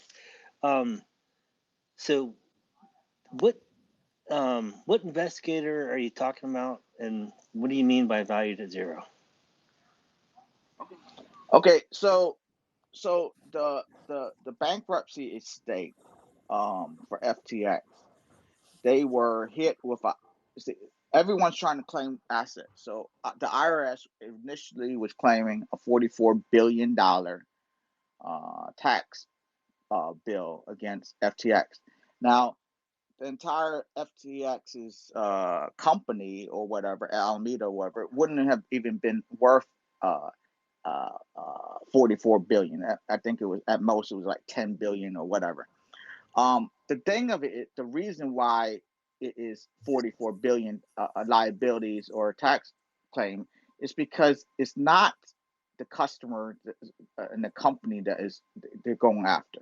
It's venture bank loans or private equity loans that they got. And imagine FTX had like 400 or 500 some companies under its belt. Imagine each company they said they just drew $5 million into one of their companies, customers' money into that company, and now they say it's valued at a $5 billion valuation, and then they'll go to a bank like uh, SVB or Signature and say we get a loan, and those bank managers or owners or runners or presidents are also their people, and they're like, okay, we'll give you a loan. We'll give you half of the value to 2.5 billion. So the initial $5 billion that they basically took and stole from customers and put it into some kind of collateral, buying either Robinhood shares or California was allowing crypto as collateral, so they just Ponzi valued FTT tokens or whatever, $5 billion worth of that, and then it becomes a $5 billion valuation. Then they get a loan. Well, the loan, those terms, they have to deposit the money back into uh, SVB. So really, that money never left SVB, but it looks like a great borrower and a great person that also a lot of depositors, a heavy depositors back into it. So, So oh, sorry. I was just wondering, like when you start a company, you typically get a law firm, right? yeah, and all these law firms, from Ditech to or Deltec or to SVB to Robinhood to FTX to whatever, they're all Sorry, my fault. My bad.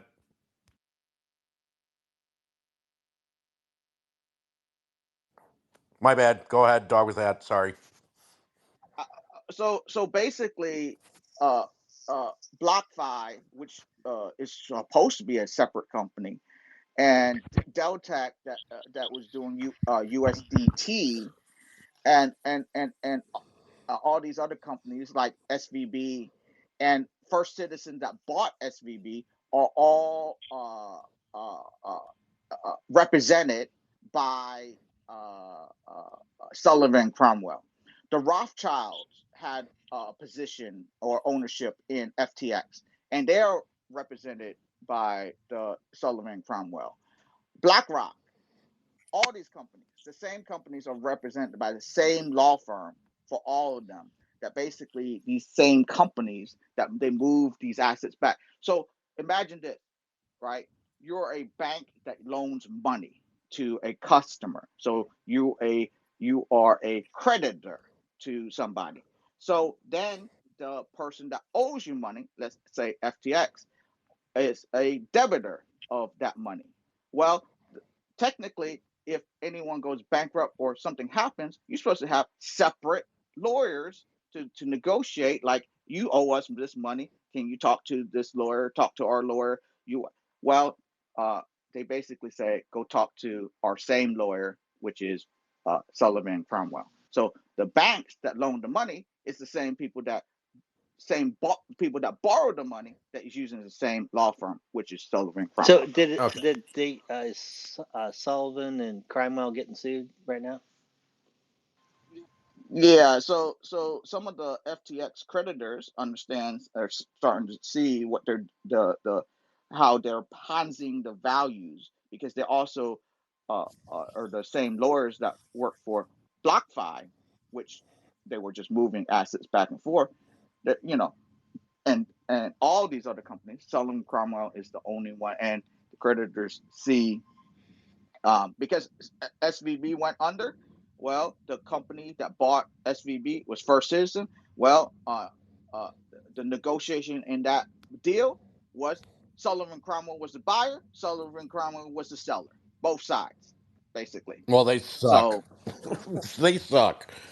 I have something interesting to read that I'm going to read. Thank you, Matt, for sending it. And then I will be ending the show on this, and I'm going to explain why. The irony of soon after the Saudi bond crashes on the circle tether depegged, 6 months later, Japan bond market crushed from collapse by Japan's central bank 1 year after the lunar depegged, wiping out 60 billion. And this is all in Reuters. Matt, if you want to explain, please be my guest. So it's been my opinion that they're collateralizing any dollar value in holdings because I mean they don't hold money, they hold bonds because they pay interest, right? But then they sell them bonds when the premium's up or whatever, right?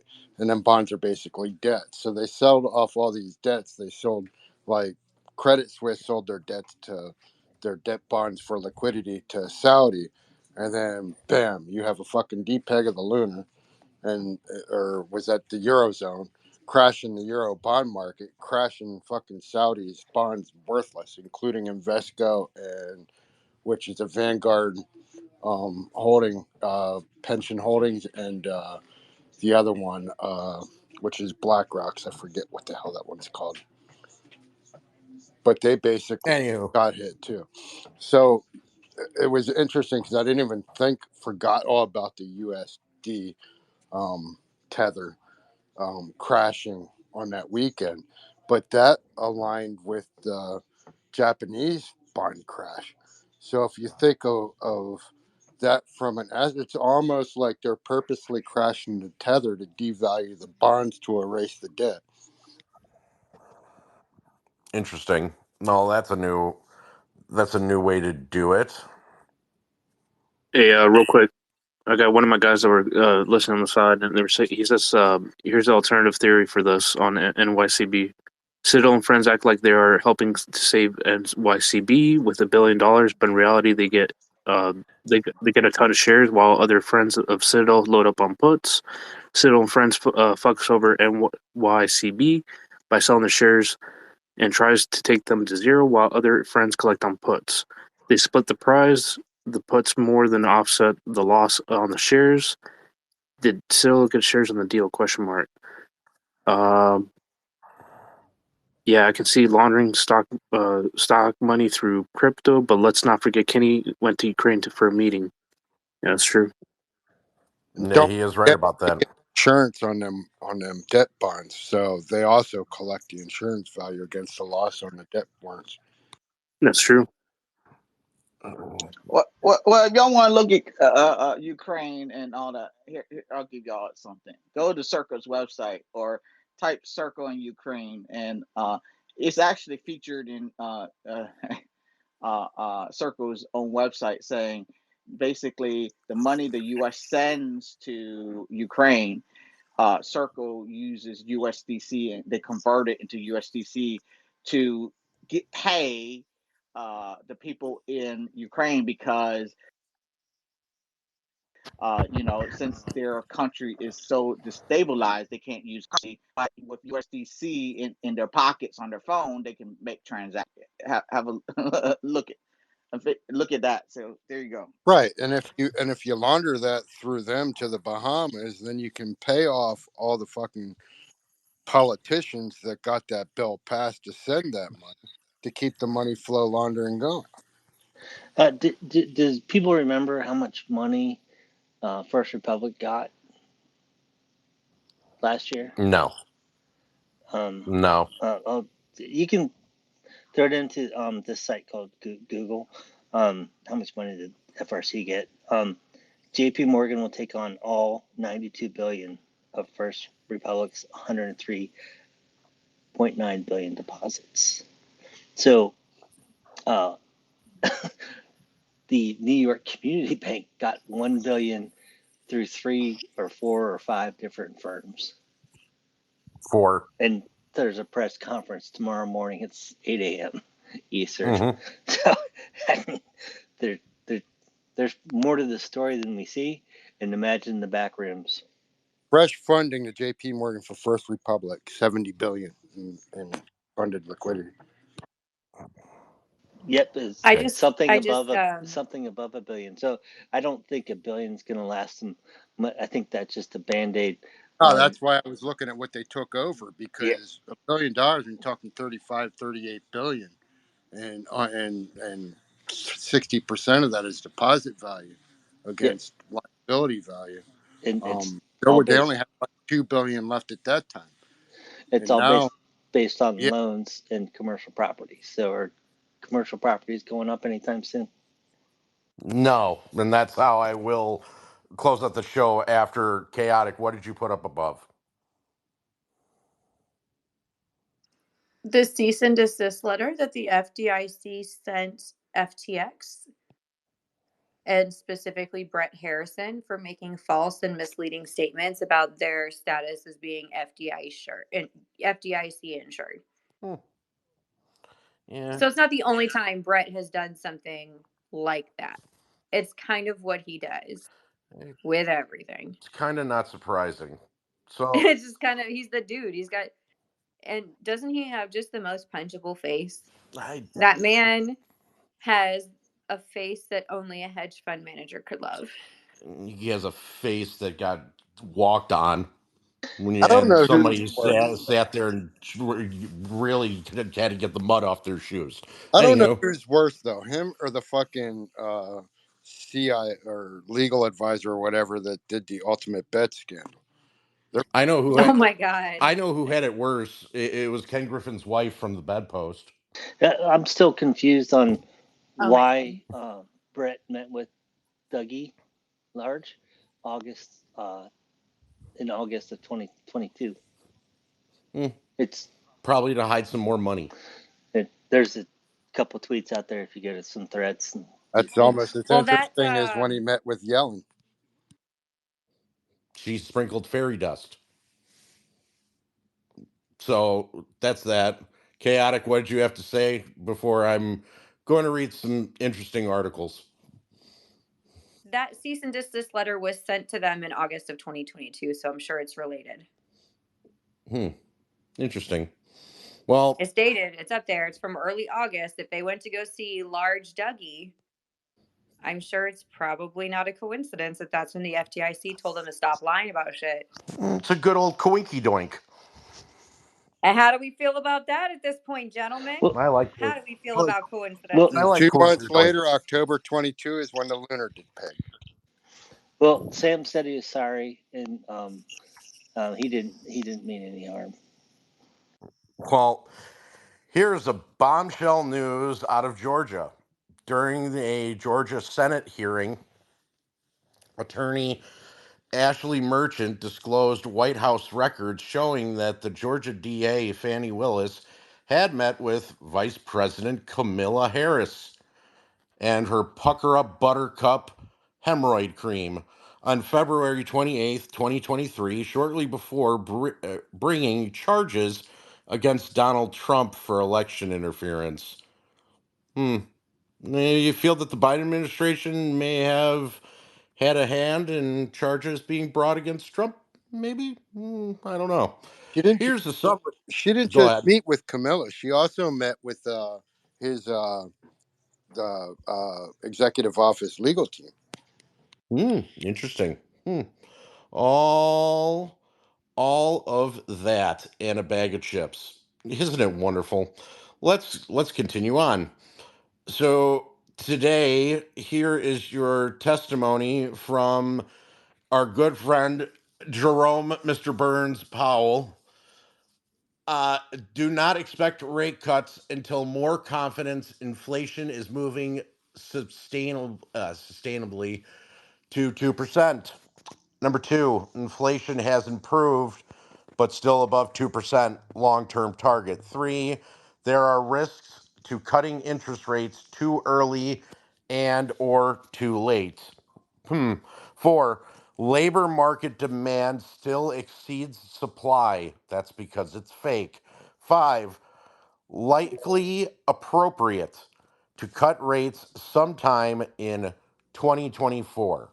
Likely, quote unquote. The Fed, quote, will carefully assess incoming data. Mm-hmm. My ass. You don't know. You don't know shit.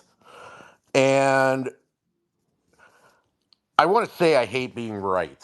And the reason why I hate being right is because shit normally is bad. That's why I always say I hate being right. Because that means that something bad's going to happen. And there's an article to this, which, if you want, it's on MSN. And Leo, you are my leader, but I'm going to go ahead and read this. A real estate CEO predicts hundreds of banks will fail or be taken over by 2026. A real estate boss expects at least 500 banks to fail or be taken over in the next 2 years. Scott Reichler, CEO of RXR, said the maturing of commercial real estate loans would hit smaller lenders. Commercial real estate has been hit by declining asset prices, costlier borrowing, and this guy can't talk, tightening lending. Hundreds of American banks will collapse or be taken over by 2026, a top real estate executive predicted. I think there's going to be 500 or more fewer banks in the U.S. over the next 2 years. RXR CEO Scott Reichler said in a white paper seen by Fortune ahead of publication. I'm not saying they're all going to fail, but it might. They're going to be forced into consolidation if they don't fail.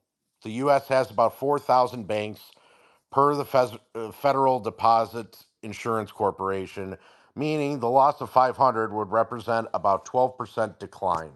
Full article is on at MSN. What is I find interesting about that, and the reason why I read it, is for two things. One, like I said, I hate being right, and because it's something bad's about to happen.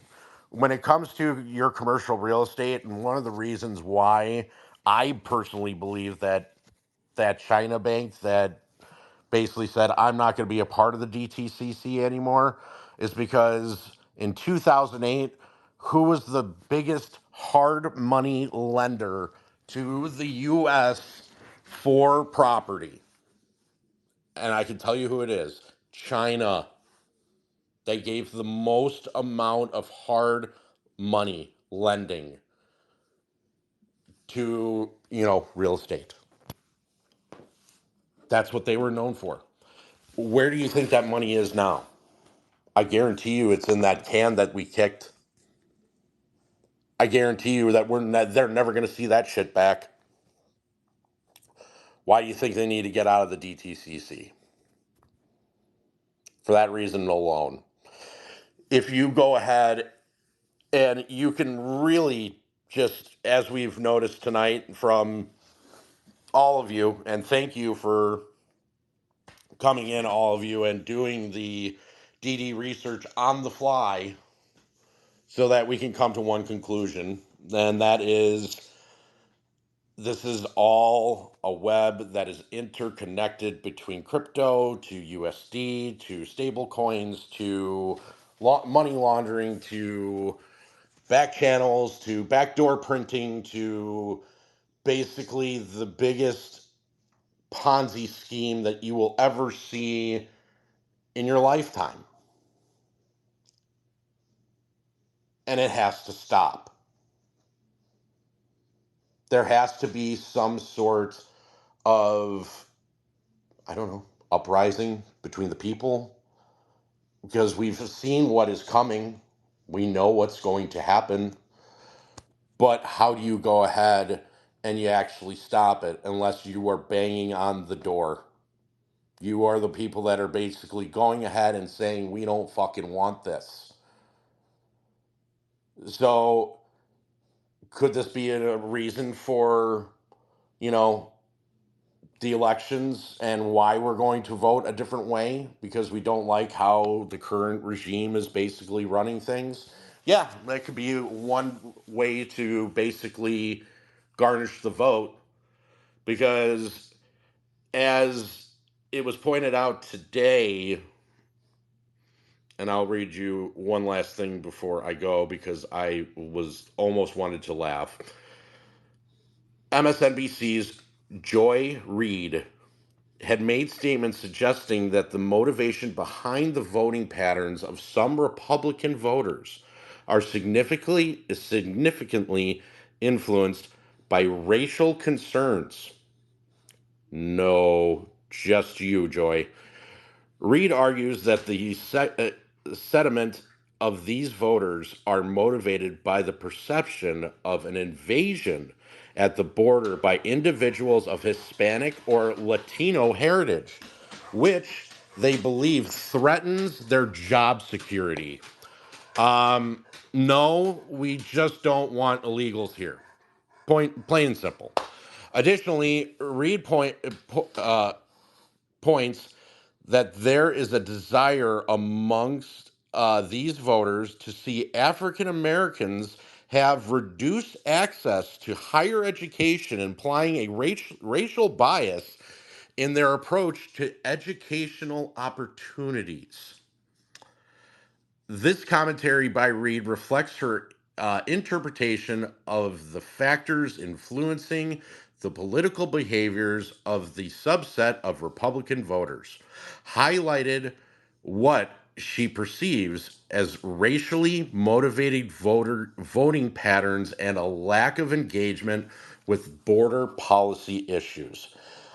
I I really wish they would add that I want to throw up or the puking emoji because that is everything that she is throwing up. Literally throwing up. That is the most absurd thing that I could possibly have heard. And this honestly needs to be brought to the attention of your constituents. This needs to be going ahead, and everybody should be bitching and moaning and complaining like they should be doing. Because when is this going to end? Honestly, when is the bullshit going to end? Because I mean, it's up to your eyeballs right now. You are swimming in a sea of shit.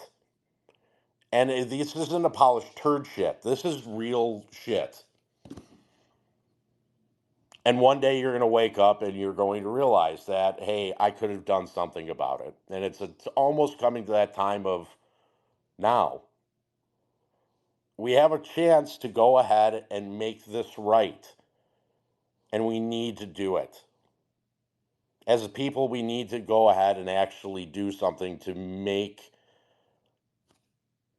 some semblance of the United States again. Because this is not how I was raised. I know this is not how any one of you in this room were raised. Worrying about your kids, where they are they, they're playing outside. Oh shit, I got to bring them in. Holy crap.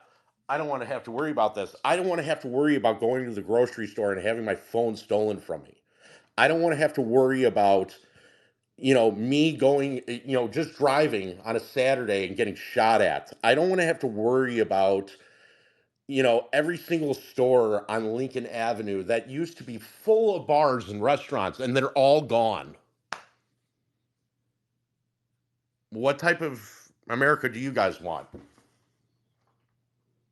Because we need to come up with an idea. We need to come up with a way to go ahead and basically make them fucking see.